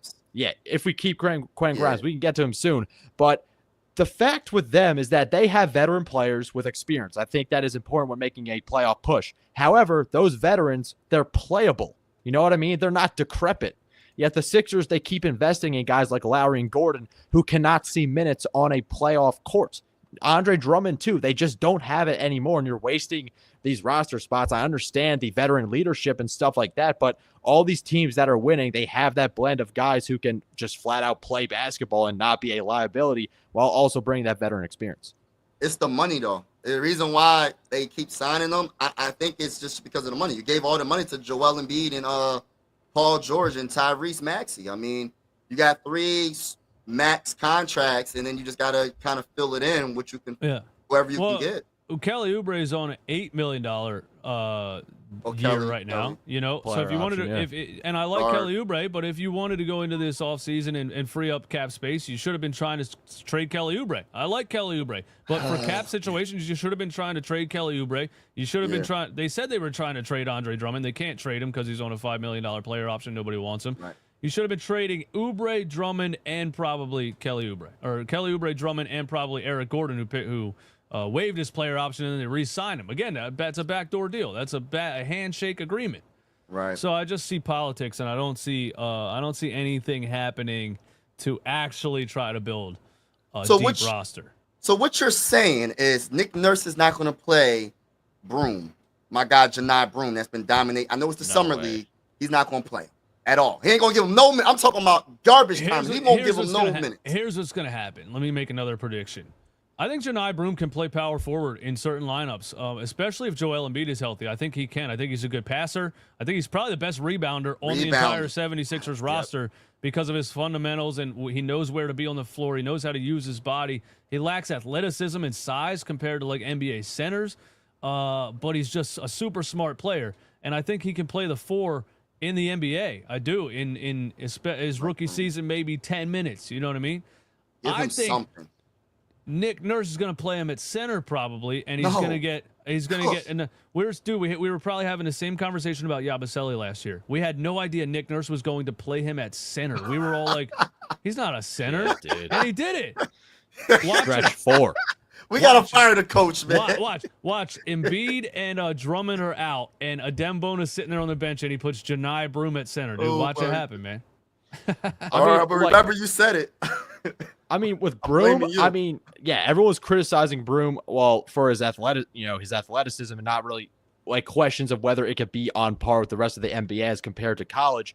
However, we have seen guys who have that sneaky athleticism, like Nick Batum. I mean, if he could somewhat replicate what Nick Batum did with the Sixers. Now, Nick Batum, he didn't really pop out in the box score, But for true Sixers fans things. that watch the games, he was one of the best role players Joel Embiid ever played with his IQ, with his defensive IQ, just always knowing where to be, his high-low actions, his catch-and-shoot three-point shot. He's got like one of the best shooting forms I've ever seen, and he was a perfect match with Joel Embiid. And if he could, spot up from three, hit them catch-and-shoot threes, rebound the ball, know where to be defensively, I mean, he could definitely be a great role player. I just don't know if Nick Nurse is going to play him. Andre Drummond is getting more. Then Bona, you're not getting no minutes. It's going to be Andre Drummond and Joel Embiid. And at the 4, you already have Watford. Trendon Watford, Jabari Walker too. I don't know, man. Like they already have NBA experience. Yeah, Daryl Morey has been talking about those players a lot when he talks about depth and size and youth and athleticism. But is Nick Nurse going to play those guys either? Now are we going to get a situation where Daryl Morey's trying to do something, the coach won't play him? Much like Daryl Morey drafting Isaiah Joe and Doc Rivers being like, no, I'm not playing that guy. Right. Nobody's ever on the same page on this team. Nobody's ever on the same page, man. What's the point of drafting all this young talent if you don't give them the opportunity? Now I'm thinking about VJ Edgecombe. Is he even going to get any, how much playing time is VJ Edgecombe going to get? Realistically, let's go back to what you were saying, man. Can VJ Edgecombe play the small forward this year? I think VJ Edgecombe's shot's going to need a lot of work. I know we've only seen 2 summer league games, but his 3-point shot just doesn't look consistent. Now maybe he was nervous game 1, then he hurt his thumb, then he came back and he's out of rhythm. Maybe when he gets in rhythm, it comes along. He shot 35% in college, 40% in the tournament, but it was only a couple of games. But from what I've seen, it looks like his perimeter shot is struggling. And I know it's just 2 summer league games. His athleticism is there. His defense is going to be great on the floor. I think his turning defense into offense, his Russell Westbrook-esque stuff, like when he grabs the ball off the rim on a rebound and just sprints down the floor and dunks on the other end. I think you're going to see a lot of that. I think there's going to be a lot of things that he does that helps the team. But I think he's going to need a couple years to be like a starting small forward. He just still looks like a kid to me. He's 19 years old. I don't think he's a starting small forward. I mean, Jimmy Butler, I know VJ's been getting comparisons to Jimmy Butler, and Jimmy, he's bigger than him, of course. I think he's more of like an Anthony Edwards, Dwayne Wade type of mesh. But Jimmy, to start his career, he was a defensive specialist. You know what I mean? His shot, it took a while for it to develop, for him to, develop as a scorer. Again, he was still a really impactful player with the Bulls back then when they were going on playoff runs. So I think VJ, he's definitely not starting. I hope he gets some sort of bench role with the Sixers finally, tapping into this guard rotation that they have.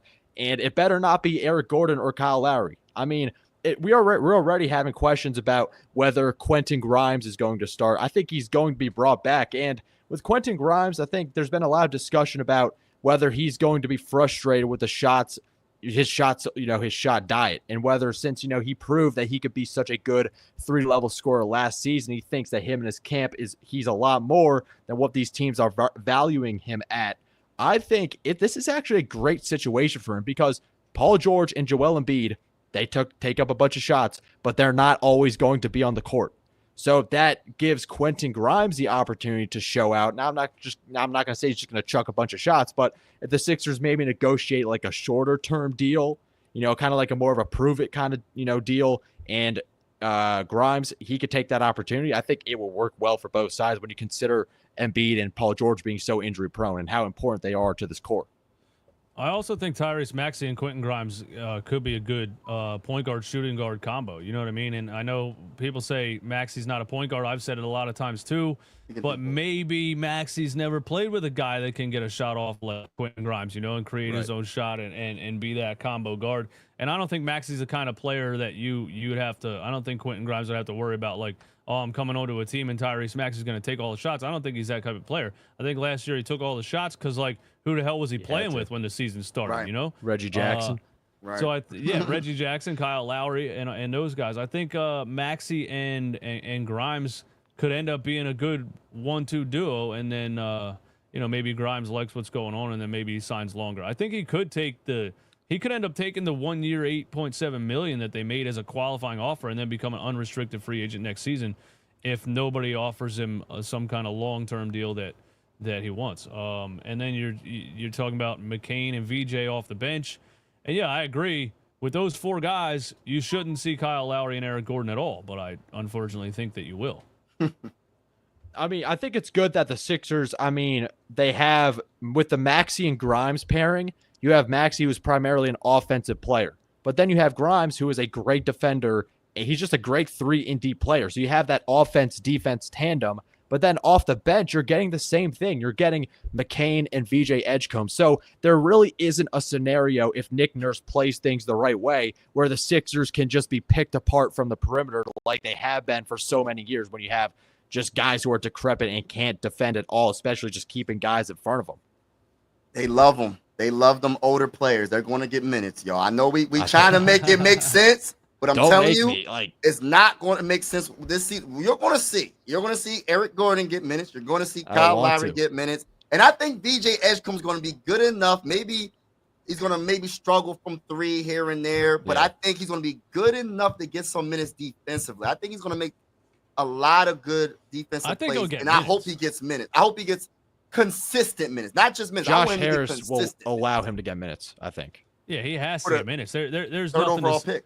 There's nothing right now to sell this team off of, Right. Like VJ's the draft pick, and yeah, it's in your best interest as a business to put him on the floor to at least for the fans. Hey, Joel's still not here. We don't know if he's ever going to play, but hey, we got the young guy that we drafted. Watch him play or whatever. I think he has to play, man. Right. Shizzo Flex was talking about, I think talking about Maxey when I asked if you could see Maxey requesting a trade. You can be friends with anyone, but when legacy and how you're viewed is at stake, you got to step on next. Does Maxey want to be viewed as Damian Lillard or Curry? Yeah, I agree, because Maxey's not, he's humble, but he's not going to sit around his whole career. I think that's what one of Joel Embiid's biggest mistakes was, being too humble. He should have called Ben Simmons out year 1. Instead, he was being so nice about it, wouldn't say anything and all this stuff, and the guy never shot the damn basketball. I think Maxey, I think he's in the next year or two, if things don't change, he's going to start to say something. I think so. And Zeem says Edgecombe is taller than Oubre, so he can play the 3. Oubre's like 6'8". 6'7", 6'8". Yeah, Oubre's 6'7", 6'8". VJ's like 6'5". He doesn't look big on the court, I know that, but he looks fast and he looks athletic. We'll see, man. Any other summer league players that you guys are excited about that you think could get minutes on this team? What about Judah Mintz or Jalen Hood-Schifino that put up a goose egg in a summer league game in 30 minutes in his 3rd year in the summer league? Look, I mean, I'm not going to lie, man. I'm not going to lie. I've only been watching summer league for VJ Edgecombe and Broom, to be honest. But like, it's VJ. Those are the only ones. Oh, me too. Adembona as well. I was totally joking. Those guys stink, dude. Those guys are terrible. I mean, I think I'm not kidding at all. It's good. Yeah, it's funny you mentioned Justin Edwards. Are we worried about Justin Edwards? I mean, he wasn't like Adembona. He was dominating in his sophomore season. You know what I mean? Like sophomores, they kind of tend to do that in summer league. But Justin Edwards, I think he wasn't being as productive as we thought he would, given the successful season that he had last year. And I mean, I'm not worried about it personally. I don't know. I want your opinion. We know he can play. I mean, summer league, I'm not really worried about that. I mean, he's not really going. I don't think he's going all out. You know what I mean? And I just feel like I just want to, like, for the summer league, only 2 players I care about right now. I do like seeing Adembona dunk on people. That's one thing. Adembona, his energy. Summer league Giannis. Yo, Adembona is a beast, man. He might be summer league Giannis. That might be a good nickname for him. But I love what I'm seeing from Broom. I think last night, I think he hit like 4 threes. He shot the 3 11 times, though. I don't know why he was shooting on them threes. He's not afraid to shoot. He ain't scared to shoot. Was afraid. PJ Tucker was afraid. We need guys who could sling it. Hey, listen, but he started to bricking for chicken. And that's the one thing about Joel Embiid that I can't stand sometimes. Like, once he makes a 3. 4 for 11 is about 35%, I think. Maybe, about average. Yeah. And that's the one thing about Joel Embiid. When he makes a 3, he thinks he's Steph Curry, and he just keeps on chucking up 3s. So that's why I just want to, like, I don't mind him shooting a couple of 3s occasionally, but I just love when he's in the post. Broom, in the post, he is, look, he looks good, man. Finish with the left or the right hand. He's good, man. Yeah. I like his. I like him. I think Janai Broom, he needs to be a 3-point shooter, if he wants to play power forward in today's NBA. So I think he needs to prove prove that he can shoot the three, or that's continue to work on it. You know, and he's shooting it pretty good. He was 27% in college. I thought he was gonna, I thought it wasn't good at all. And he's impressed. He wasn't a good shooter in college. Yeah, Broom's 3-point shot has impressed me so far. Right.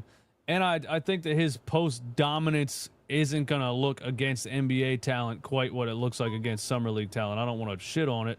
I hope I'm wrong about that, but that's how I feel about if he gets minutes, he's gonna show off. I think, but I don't think he's gonna get minutes. But yeah, Justin Edwards, man, this summer league team is just a YMCA pickup game, man. You got Judah Mintz out here trying to do double behind the back Euro step throughs, and like these guys are just trying to show out. And Justin Edwards he might kind of be like, why am I doing this? Didn't I prove last year that What did the Mavericks do?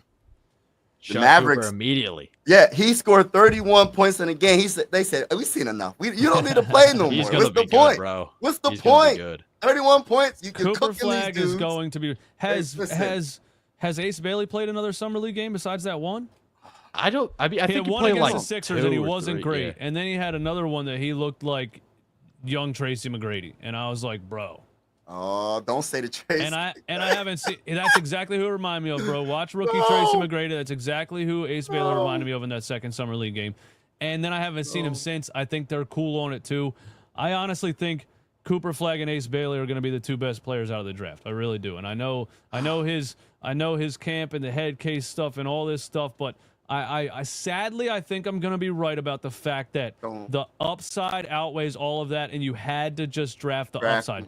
The Ace Bailey has absolute superstar written all over him because of his size and athleticism and ability to catch and shoot and ability to ISO dribble. And I know the haters say he can't do any of those things. I'm seeing something totally different. I know it was just one summer league game that I saw, but I feel like that kid is going to be a stud in the NBA, and I think Cooper Flag's going to be a stud in the NBA. I think VJ Edgecombe's going to be a very good role player for a couple of years. I don't think he touches either of those guys as far as their ceiling goes. And that's how I felt before the draft, and that's how I feel now. I think we're going to love VJ Edgecombe, but I think 5 years from now we're going to look at Ace Bailey and say, wow. He better not be Tracy McGrady. He better not be that guy. That's honestly what I think, bro. I'm done with the Sixers. The dude I get that. He looks every bit of 6'10", and he's catching lobs over people, and he's hitting step back threes. I'm telling you, the upside is something the Sixers shouldn't have passed on. But I mean, these guys are 18, 19 years old, so we literally have no idea. But I think Ace Bailey, he definitely has the skill sets to become a lethal scorer for sure. I think a lot of it has to do with his ability to create separation and his reliance on tough shot making. I don't know how long that could last. I think if there could be a way for him to get easier shots and really take advantage of his athleticism and his just great perimeter shot making, then of course he could elevate himself to be a superstar.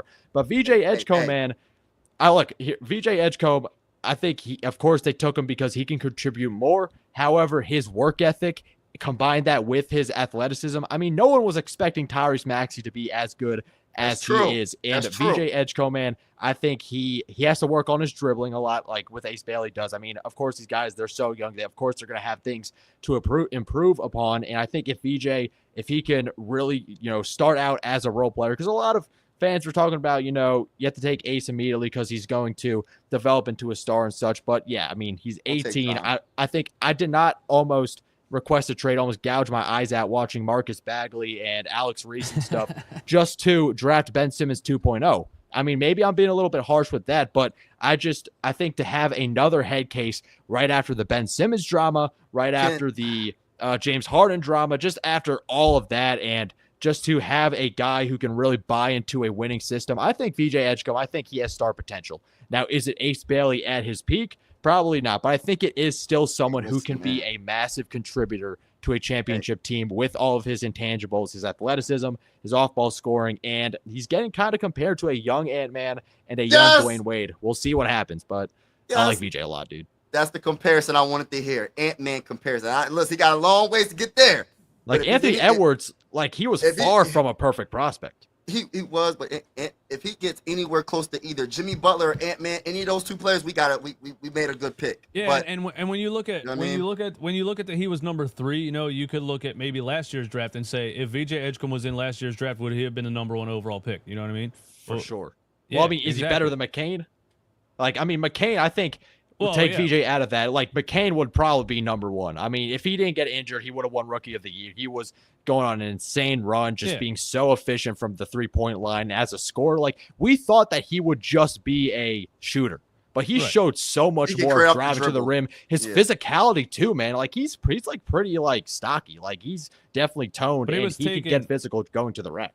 What number was he taking? He was taking 16. You know what I mean? So I'm just saying when I look at the top 5 last year, VJ Edgecombe might have been the number 1 pick in the draft that year. So when people say like, oh, he was only the 3rd pick in the draft, it depends on the draft, how stacked the draft is. Yeah. I feel like I'm like taking like in a redraft. I feel like who was number 1? Ricochet last year. Yeah.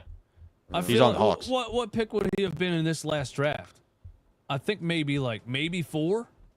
Maybe ahead of Trey Johnson or Con Canepo or somebody. Jeremiah Fears, Ace Bailey, Boyles, Malawach. I mean, this was actually a really good draft. I'm not going to lie. Yeah. I haven't seen any Malawach. I haven't seen any Malawach Summer League. What about Trey Johnson? Has there been Malawach Summer we mentioned League? him.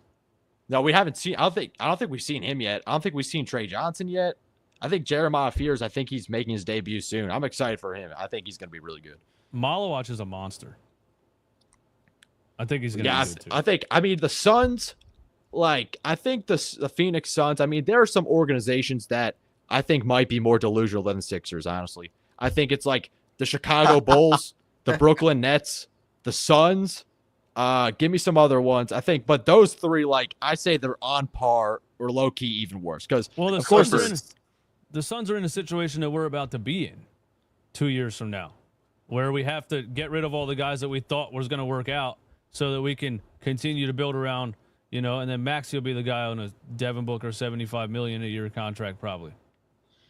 Right, but I mean, at least I think they traded for Jalen Green. They have Malawach. I like Jared McCain and VJ Edgecombe for the future, for the long term a lot more. And the Sixers, dude, the Suns have no draft picks.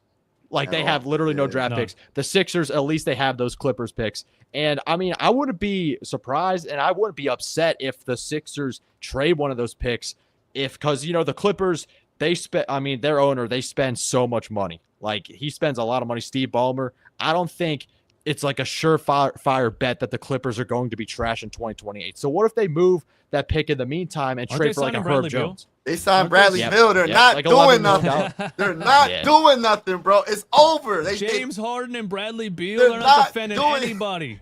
They're not defending anybody. James Harden and Bradley Beal. Bro. Defense wins champion. And then Leonard might be hurt. So no disrespect to him. Bradley Beal ain't trying to win anything, bro. He don't care anymore. The way that he was talking about his no trade clause last year, there was a quote where he was like, somebody was talking about him being traded, and he was like, well, I hold the card. So like he was just acting like he doesn't give a shit about the team or winning or them trading him or if his contract is ruining their cap space. He didn't care at all, bro. Speaking of not winning, Damian Lillard returning to the Blazers. We need to get our thoughts on that. I did not expect that. I low-key thought he was going to sign with the Celtics and ring chase. For what though? Why did he go to? I mean, I guess he's going back home, but they're not doing anything. They're not doing nothing in the West. His wife and kids are still in Portland. Like he's right. He still owns the house there. He's still all that stuff. He was away from his family while he was playing in Milwaukee, and any free time he had, he went back to Portland. When it comes to winning, they have no chance in the West. I'm sorry. I don't care that they got my guy Drew Holiday's over there as well. That's my guy. Got his autograph on my wall. But at the end of the day, I got his autograph when he's with the Sixers. They're not winning anything. I think Dame went back there to retire, to be honest with you, man. 33, torn Achilles, goes back home. His family's still there. He's gone for a year. He's gone for this year. So it's like, I get that. What was the point? You're not doing that. The West is too stacked. You're not winning. You're not winning nothing. So it's just I don't think Damian Lillard has ever really cared that much about winning. There was times where people were talking about him requesting a trade out of Portland, and he would be like, "No, I'm going to play my whole career here. I'm going to try to win. If I don't win, so be it." I think he's always been a guy that kind of is like, I play hard. I get, or I get to play ball for a living. I live a great life in Portland. My family's here. I got my kids. Like, I'm not going to request a trade to go play in wherever to try to win. He's never seemed to me like he really cares that much about winning. He wanted to go to Miami, right? I think originally he gets paid to play basketball. He makes hip hop albums, and he's cool with that. I think that's his the vibe seems like. I mean, we got that with Paul George right now. Oh Exactly. Pretty my much. Like, at podcast this pig, point, baby. like 1 foot out Exactly. the door. He doesn't care. He said he wouldn't go to Charlotte. If Paul George was like, if Charlotte was one of the options, I wouldn't have went there because my career would be over if I go to Charlotte. Like, what is this guy even talking about? Your career looks like it's over right now, man. Yeah. And choosing the Sixers over Charlotte for a winning organization, that's what he said. I don't know, bro. We got Joel Embiid. I mean, dude, Paul George, I think he will have a little bit better of a season. You know what I mean? Because I think at the time, I don't know if I'm rewriting history, but I think the expectation was him to be an elite third option and at least better than Tobias Harris. He was the best catch and shoot player in the league the year before we signed him that offseason. And he was elite as a three-point shooter, still a great defender. And Tobias Harris, he can really do none of that. The Knicks were sagging off of him. They did not care if he got his dinky little 12 to 10 points as long as they gave Joel Embiid hell. I think if you had Paul George, that elite third option, it would take, the Sixers would be taken a lot more seriously. But I mean, I've been super disappointed with it, but I think he's going to have a better season. But just with his injury issues and stuff, it is not a good situation having pretty much the two worst contracts in the league at this point. Yeah. Come on, bro. The Hornets are terrible. The Sixers won 24 games last season, man. And I say that the 76ers have a good roster right now if Joel Embiid is healthy, and that's because I know that healthy Joel Embiid makes you a contender no matter who's on your team. But at the same time, I don't expect him to be healthy, and we won 24 games last year, and Paul George has had knee surgery again. How are we not the Hornets? We are literally the Hornets, dude.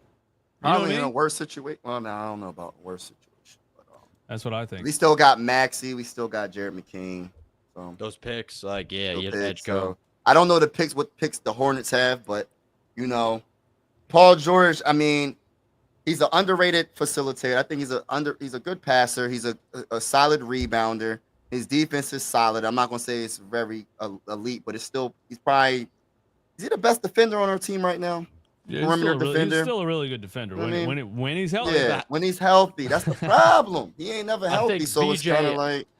I think VJ, if he gets minutes, he could low-key be the best defender on this team. And Mike, you mentioned that you thought Paul George was a good rebounder. That made me think. Yeah. Would it make sense for them to start him at power forward? I don't know, man. I don't know about power forward, with the lineups and stuff.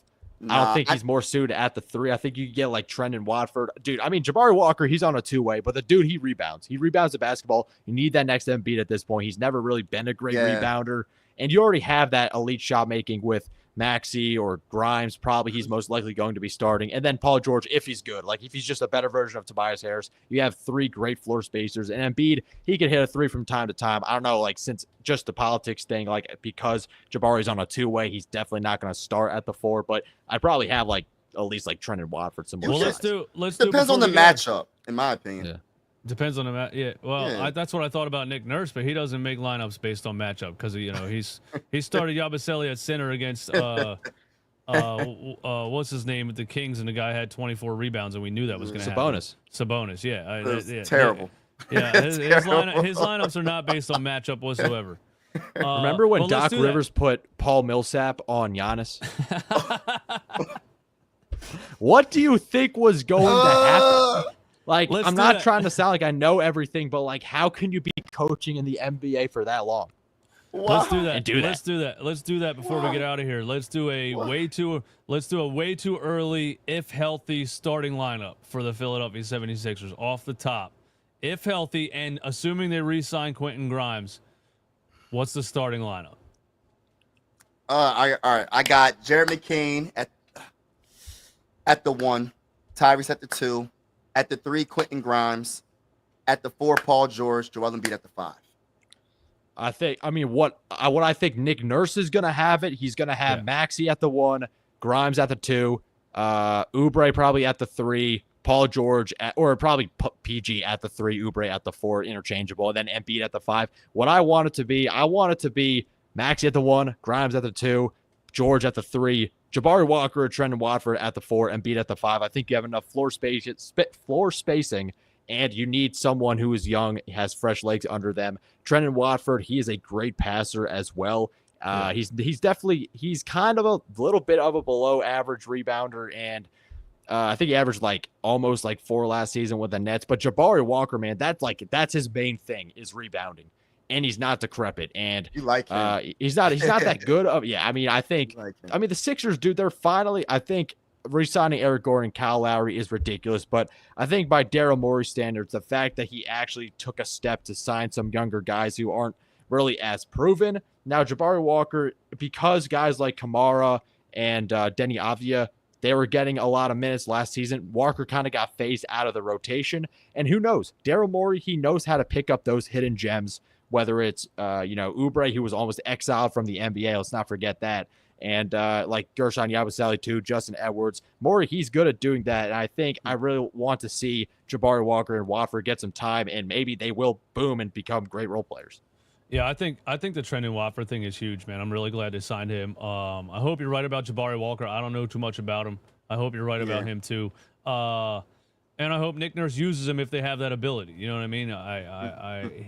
Nick Nurse is just not a coach I have any faith in after what he did last season. And I think people that didn't watch every game and just look at it because they weren't really watching it, and they said, well, everybody was hurt. What was he supposed to do? I'm like, you weren't watching it, bro, because Reggie Jackson, Eric Gordon, Kyle Lowry, 3-guard lineups. We watched some ridiculous stuff. We saw a 4-guard lineup. He had YMCA. Lowry, Maxey, Gordon, and Reggie on the floor at the same time, dude. He did some wild stuff. Yeah. But yeah, so what I think Nick Nurse is going to have, he's going to have Maxey 1, Grimes at the 2, Oubre at the 3, Paul George, Joel Embiid. I think that's going to be it too, if healthy, and if they sign Quentin Grimes. And you said what you would like is Maxey, Grimes. What did you say? Paul George at the 3, and then either Watford or Jabari Walker. Yeah, Oubre Walker off the bench. Because, dude, you have no rebounding in that starting lineup. You know what I mean? You got no rebounding. You have guys who can rebound, but you need that in the starting lineup, and I just don't know. I mean, we need guys on this team who are going to have their skill sets maximized. We're always talking about Tyrese Maxey and whether he's the true point guard or not. I think, or whether he could even be a franchise player, but they got to at least try and build him a competent roster first in order to do that. I think Jared McCain, we need to see more of him as a lead ball handler to see if he can be a facilitator. I think he definitely showed flashes. I think some more bigger sample size would be nice. But I think having Maxey be primarily a scorer, that's best for him. Having Paul George at this point of his career be a better Tobias Harris, just stand in the corner and hit those catch and shoot threes, that would be nice. I don't want Paul George to be the guy going diving for all these rebounds and stuff. Of course, hustle and stuff, but let's leave that to the guys with some legs under them, like a Jabari Walker, Trendon Watford, a Dembona as well. He has to be the backup center. I don't think that you can really do a Twin Towers of I know, but still. I wish he will. Yeah. Jared McCain needs point guard time. And last year I saw him on the floor with another ball handler too many times. He was on the floor with Kyle Lowry. People talk about, well, he only averaged like 4.7 assists. He was playing him at shooting guard the whole season. I remember Nick Nurse saying straight up, we're probably gonna put Jared at the 2. And then we'll have Maxey and Lowry at the 1, and then you might see Jared at the 1 sometime. I'm like, why is he so obsessed with Kyle Lowry at point guard? I'm telling you, bro. Loves him. Loves him. That's his guy, man. I think Jared McCain didn't get enough time with on ball and playing the actual point guard position last year to really show what he can do. I definitely saw flashes of it too. Yeah. So, Oubre, it depends. Is Justin Edwards, is he sort of, at least in my scenario with Oubre not starting, of course. So, we're going to think about the bench unit. You're going to have McCain, hopefully, VJ Edgecombe, hopefully, I guess, or maybe one of Lowry or Gordon, realistically, and then some backup center, Andre Drummond or Adem Bona. So, I think Ricky Council, are we done with Ricky Council? I think the battle now, it's between Oubre and Justin Edwards, who's going to be that other wing player. I think at this point, man, I don't really know what Oubre's role in this team is going to be. If you have Justin Edwards, I think he's a lot smarter. I think he's a lot more capable as a shooter. He got his games where Kelly looks really good, and he got these games where it's just he's trying to drive on 4 defenders. It's dude, this guy's wide open right there. Yeah. Pass him the ball. Yeah. And he just turns the ball over. I love Kelly's defensively. He might not be the most athletic dude, but he he attempts to play defense, and I love his enthusiasm when he does make a block. It's so funny to me. But I really would like to see. I hope they don't forget about Justin Edwards too, because I think he showed a lot last season. And Ricky Council, I'm sorry, I think he's the odd man out. I just want to see. I want to see the best players play. You know what I mean, and I don't think Ricky Council is that guy. So hopefully, I think what you're gonna see. I think we saw a lot of things last year because everyone got hurt. We saw guys step up, and I think what you're gonna see is Nick Nurse say, "All right, everybody's healthy. Let's go do it." And he's gonna play the guys that were supposed to be playing last year, who is Andre Drummond and Kelly Oubre, and he's not really gonna play the dudes that we saw step up in when everybody was injured. I'm serious. These guys think they're going to win a championship, and I don't see him thinking Justin Edwards is a guy that is going to help them win a championship right now. So then you're taking away the athleticism from the team. If you're going to play all these old dudes, you know what I mean? I want to see a opponent. Yeah, exactly. What's changing Nick Nurse from doing the same thing he did last year? What's changing it? You know, I mean, Daryl Morey sitting there, Daryl Morey sitting down with him and saying, "Hey, man, stop playing the old slow guys and put the young guys in there." Like, no, Nick Nurse doesn't seem like the type of guy that listens to anybody. You know, I won championships in a British league. I won an NBA championship. I won a NBDL, it was at the time, championship. I'm the winning coach. Don't tell me what to do. He's so similar to Doc Rivers. It's unbelievable, and I don't see him. I don't see him changing anything about the way he does things. I don't. Yeah, I mean, I think was Doc Rivers actually better than Nick Nurse? Because at least from what I remember, I think Doc Rivers, he was better when he had less star players on his team. You know what I mean? Like when he had to like shake Mill and taking control of the ball and stuff and really facilitating. When they had less guys, I think he was probably better suited for that as opposed to having James Harden and Embiid run the show. Right. But I mean, yeah, Nick Nurse, those tendencies, I mean, Mike, you mentioned that you want to see the best players on the court. But for Nick Nurse, I think he wants to see the most experienced players on the court, even if they're not as talented, because I guess he just values that so much. I mean, I greatly disagree with that. I think, you know, I mentioned the OKC Thunder, all these playoff teams, the Pacers, they have veterans. Sixers fans, our problem is not having veteran experience. Our problem is that, you know, we have too many guys who are decrepit and can't play. You know what I mean? Like that's just a story, dude, man. I want to tell you, I love the word decrepit, dude. It makes me laugh every time you say it. I love it so much. But Vince says, I don't think Nurse has a long leash anymore. Here's what I think, dude. Nick Nurse looked so frustrated last year. He looked so frustrated, and he probably felt like, I'm assuming that he felt like, I was supposed to have Joel Embiid and Paul George, and we were supposed to be a championship-level team. I'm known as a championship-level coach. And you got to remember the egos these people have, and they don't want their reputation to be tarnished because of other circumstances that they weren't in control of. He was probably halfway over it last year, you know? And if they come I don't out, blame him, honestly. And if last year was terrible. I know, but you say Vince said Nurse doesn't have a long leash anymore. If the front office or ownership is like, hey, man, you don't have a long leash anymore. If you don't do this, you're getting fired. You know what he's going to say? Fucking fire me then. I'm the championship winning coach. I'll go somewhere else. I don't need to be here and do this. I'm saying what I think his perspective probably is. I don't see him changing anything about the way he does things. And if the Sixers ownership wants it to change, I think he's going to say, fire me. And then they're going to fire him. I think that's honestly what's going to happen. I've seen it. I think he has too big of an ego to back up and be like, oh, I should change the way that I do things for the 76ers because this, and that. I don't see him doing it.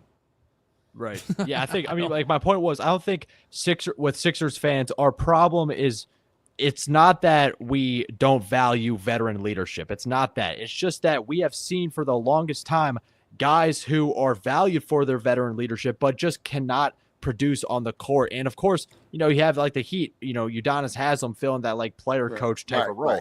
I think, you know, like locker room wise, because we don't really know what's going on in the locker room other than, you know, some guy snitching or whatever. But I think that's important, you know, having that, you know, stable experience, someone who's been there, you know, to really, you know, calm everyone down, I guess, in heated playoff moments. I mean, we don't really know what's going on in the locker room. I think that's important. But at this point, when you have Joel Embiid, his injury problems, Paul George, his injury problems, you can't be supplying them with guys who just cannot play anymore. Kyle Lowry, Eric Gordon, they simply cannot guard the perimeter. Eric Gordon, you know, when he got his like wisdom teeth removed or something. Like he was good like for a spurt, but you can't just shoot 40% from three anymore and not do anything else, man. Like you need to be able to do more things on the court. We need a more versatile team. We need a younger team, and we just need a team with guys who can produce. And Eric Gordon, Kyle Lowry, of course, they bring valuable wisdom and experience because they've been in the NBA for a while. And I probably, if to fill that Udonis Haslem role, I would have kept Lowry over Gordon because he's been there. He won a championship. He has still, he knows he obviously has a very high basketball IQ, knows how to get it done, but he can't be playing anymore. They might still trade Eric Gordon, right? Like he had a player option. He agreed to waive it to sign to save them cap space this season. So they were kind of stuck with him anyway because he's not going to waive a $5 million player option for no reason or whatever it was. He's going to take the money. So I guess they could still trade Gordon. We got to figure something out because they're two veterans that just don't have anything left, and it's just like you're just taking up spaces on the roster that we could use for younger players that have athleticism. So we got to figure something out. But it really comes down to just like coaching, man. Like just don't play them. They're on the team. Just don't play them. That's all it. Listen, that's what it comes down to. You see Kyle Lowry, just don't play him. You sit on the end of the bench. Don't even get up. You know how I know Sixers players don't watch film? Because if Kyle Lowry or Eric Gordon watched film of themselves driving to the rim last year, they would have been like, damn, I should retire, bro. That's what I look like. They don't even come off the ground, bro. Lowry's driving in there, throwing the ball up, not coming off the ground. He looks like a 7-year-old shooting at a Fisher-Price rim when it comes to the size of NBA players and the fact that he can't jump anymore. And they're just swatting the shit out of bounds without even jumping and laughing at him. I'm like, how are these guys still doing this to themselves? And you said that about Paul George, too. I remember you saying that in one of your lives. You was like, look, Paul George can't even make a layup. Well, I think that was you. He had some bad missed layups last year where he didn't Couldn't come off get the up. ground. But at What's least with Sixers players and not hitting layups? At least Paul George was injured. Kyle Lowry and those dudes are just old. Washed. They're just washed. Yeah. They're done. Yeah. I mean, like, I've tried to defend Daryl Morey to an extent because, I mean, Daryl Morey, like, can't wave a magic wand and let Embiid's injuries go away and stuff. And, I mean, like, the last year's offseason, of course, I think every signing, has its risks. And I think even if you go the role player route, like, you still have Joel Embiid, who's not healthy. And I did say, I think, in that 2024 season when he was going off, they had a bunch of smart role players. The Sixers, they're 26-7. They seem to really be figuring it out and going in a new direction. But Morey, he decided to go with the star. Of course, Paul George, I mean, it's so Sixers that Paul George, he pretty much had one of the healthiest seasons of his career, was an all-star caliber player, puts on a Sixers uniform, and then, everything goes downhill. But the Paul George signing, I understand that more than the Joel Embiid extension. And Daryl Morey, he's tried to, like, remember with, like, Isaiah Joe and Charles Bassey, like, he tried to get those guys, inject them into the lineup, and, urge Doc Rivers to play them, but he just wasn't doing it. He was giving them, like, Doc was playing DeAndre Jordan, Paul Millsap. Like, you would think that he would learn the same thing with Nick Nurse. But you know what I mean? Morey, Daryl Morey keeps giving. That's the thing. Like, I try to defend Morey, and I liked him for signing Jabari Walker and Trendon Watford, but he knows that Nick Nurse is going to defer to his veterans. So why would you keep supplying him with veterans? I mean, he admitted himself that he thought that, veterans would be better for the team as opposed to younger guys. He admitted that, it was pretty false to believe that, but he kept doing it anyway. He was giving Nick Nurse the chance. You know what I mean? Like, imagine, they found a way to, dish out, let Gordon go and he trade him away or something, not re-sign Lowry. Nick Nurse wouldn't have a choice but to play these younger guys. But Morey, he kind of, dropped the ball a little bit and giving Nick Nurse a reason to continue to do what he's doing. I think it's Daryl Morey's fault, though, because that's why you hire the guy that's going to play the young dudes that you draft. Why would you hire a guy just for the big name? I understand. I know right now we're in the situation where we're trying to win now because of Joel Embiid's injury prone. I understand that. But you got to find the guy that's going to actually play the young players that you draft. And it shouldn't take injuries with players that are washed like Reggie Jackson, Eric Gordon, and Kyle Lowry. When they all get hurt, you find out like, oh, we do have a young point guard that we just drafted with the 16th overall pick. Let's play him now. and then he turns out to be possibly the rookie of the year if he didn't get hurt. It's just like Daryl Morey has to take accountability, and when it comes to him picking Nick Nurse to be the next coach, because I mean, we all heard it. I was hearing it from a lot of Toronto fans, and Nick Nurse was not going to play the young players, and we witnessed it last year. And then Bona didn't even get the opportunity until when Andre Drummond got. Everybody had to get hurt. All the veterans had to be hurt in order for him to play the young talent on the roster. So, do you know how much Daryl Morey's like not just his job right now, but his job, maybe his future job opportunities as a president of basketball operations? Do you realize how much all of that is on the line? Because if this doesn't work, he's the guy that signed Paul George and Joel Embiid until 2029 and strapped the Sixers for 5 years. So if this really doesn't work out, other NBA teams, are they going to be like, we should get Daryl Morey, the guy that signed those guys on those really bad contracts, and they were old and hurt and strapped the Sixers for years? I think he's putting all of his eggs into one basket when he signed those two contracts as like his future as a president of basketball operations or a GM or whatever. I don't know, man. I think Nick Nurse and Daryl Morey, everybody might get tired of this job that they're currently doing, and they're getting closer to like 60 years old. Bro, everybody might just retire. Everybody might just say, you know what? The Sixers can just be, I'm just done doing this. Maybe Nurse, maybe Daryl Morey, maybe everybody just retires. Maybe Joel Embiid and Paul George all at the same time. Maybe all four of them retire at the same time. I don't know, man. I don't see a positive ending for any of this, man. I wish I did. I wish I did, man. Mike Sports Vibes balling. They should sign Mike. I bet he can defend better than Kyle Lowry. Throw Eastwood a two-way, get buckets in Delaware. Well, Nick, I want to tell you this, man. I've been riding a mountain bike recently, the past couple of weeks, and my right knee hurts right now. My right knee is sore right now. So I fit the criteria for 76ers veteran player. I have a sore right knee. I'm out for 6 weeks. I will be reevaluated soon, and I'll start ramping up for my return to play. So I'm down. I got the sore knee. Just pay us the money, though. Pay us the money. Don't forget that. Yeah. Pay us the money. I don't need $50 million, bro. I'll take $100,000. Give me $100,000. Give me whatever you can give me. Give me whatever you can give me. You know what I mean? Just make sure it's if I get a 10-day, I'm gonna investigate the team just to see who leaked it. Like, everyone's saying it's Eric Gordon, but I mean, he is innocent until proven guilty. Do you guys think it's Eric Gordon? I honestly have no idea. I heard rumors about Kelly.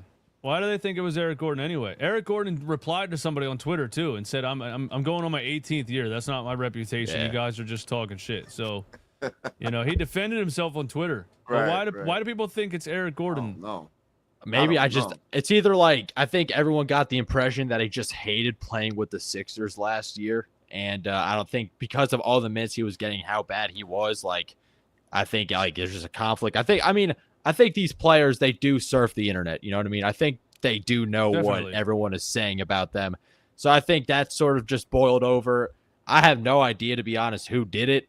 I mean, but like, here's my thing. Like in the article, Embiid said he knew that. You know what I mean? Like he said he knew it.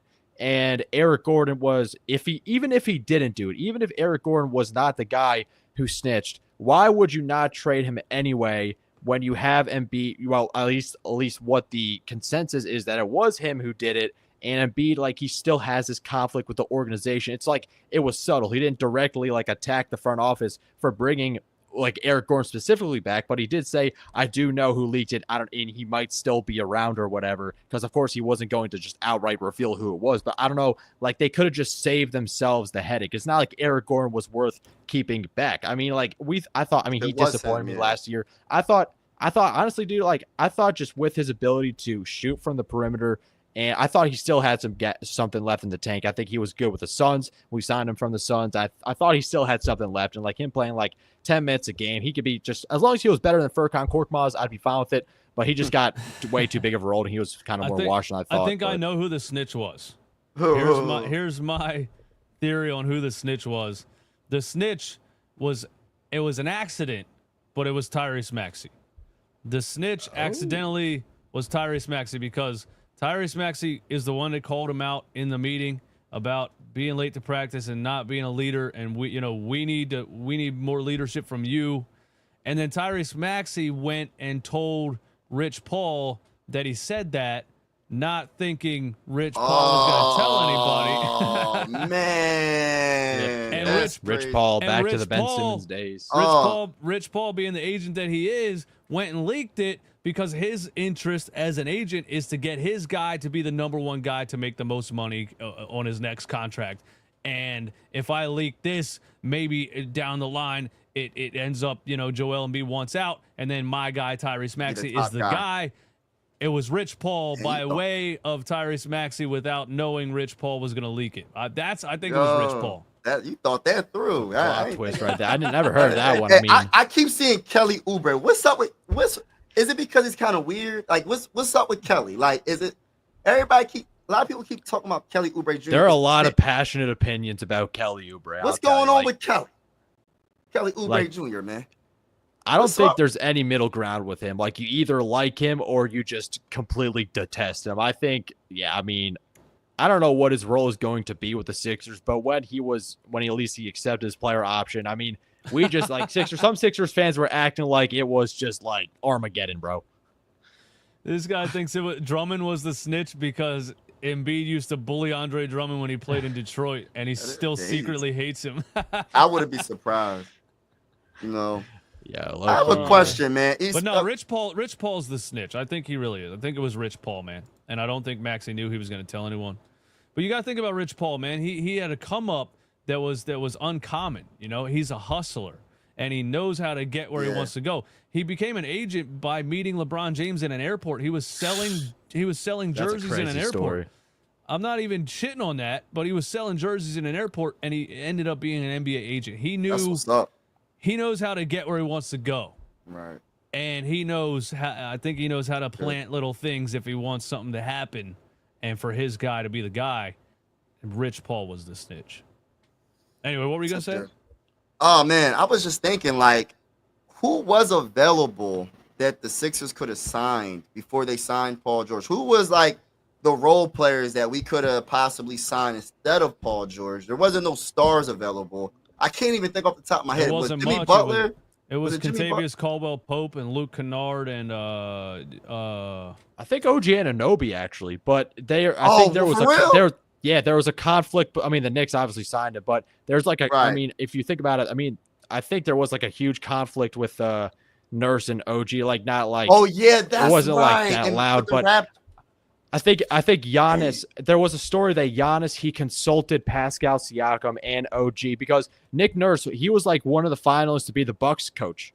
Before when Nick Nurse got fired, he was a candidate to be the Bucks coach, but apparently Giannis talked to Siakam and OG and they didn't have good things to say about Nurse. So I don't think he would have wanted to come to Philly because of having Nick Nurse as the coach. But Luke Kennard, I guess it was a terrible free agency class. And KCP, he was a good fit with the Sixers, but he was just trash with the Magic last year. I don't know. Here are the names. Here are the names. I got it. Not Pascal Siakam. He was traded he was traded and then he re-signed, right, with the Pacers. DeMar DeRozan, Klay Thompson, OG Anunoby, Tobias Harris, Tyus Jones, Contavious Caldwell-Pope, Isaiah Hartenstein. Clay's washed.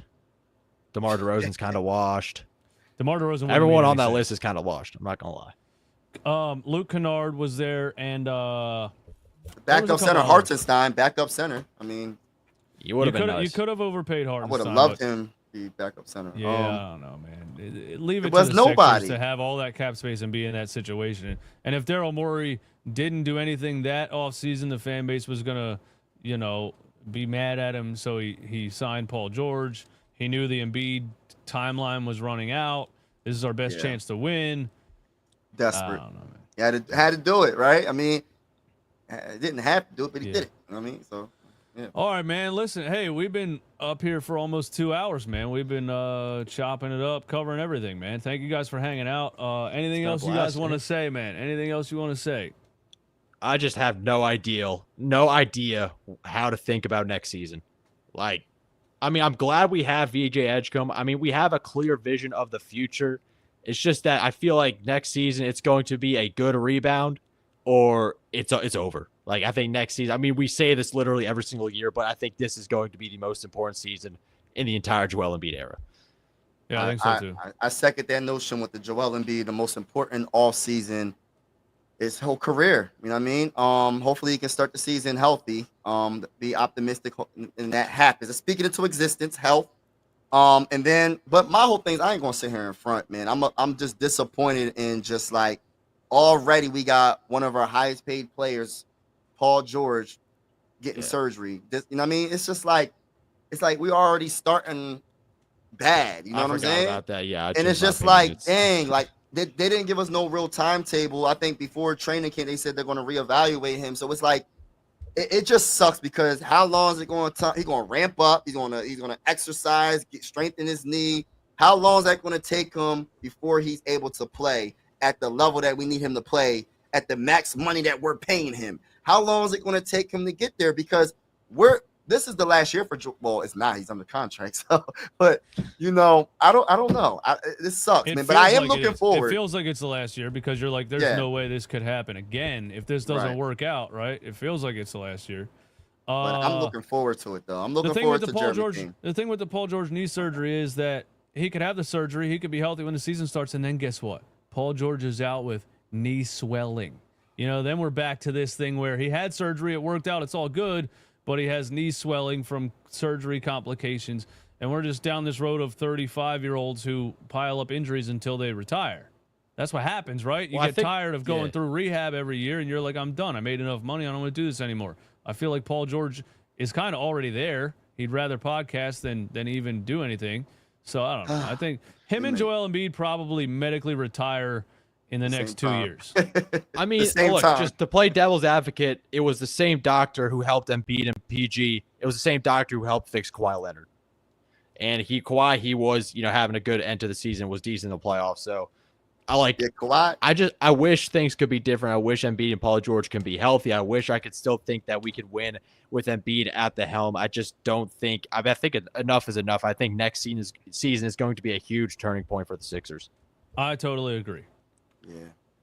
All right, guys. Thanks for hanging out, man. Thank you, everybody, for coming through. Shout out to NZ for 3 and Mike Sports Vibes Ballin'. Subscribe to both of their YouTube channels if you haven't already. Shout out to everybody over on their YouTube channels watching and listening. And we'll do this again. Let's do it next week, man. What do you guys think? I'm down for sure. I'm down. There's definitely going to be some new storylines and things to talk about. This is a VH1 show at this point. It's not going to be basketball related either. Like, no, not at all. Not at all, man. All right, guys. Thanks a lot. Take it easy. All right. Peace.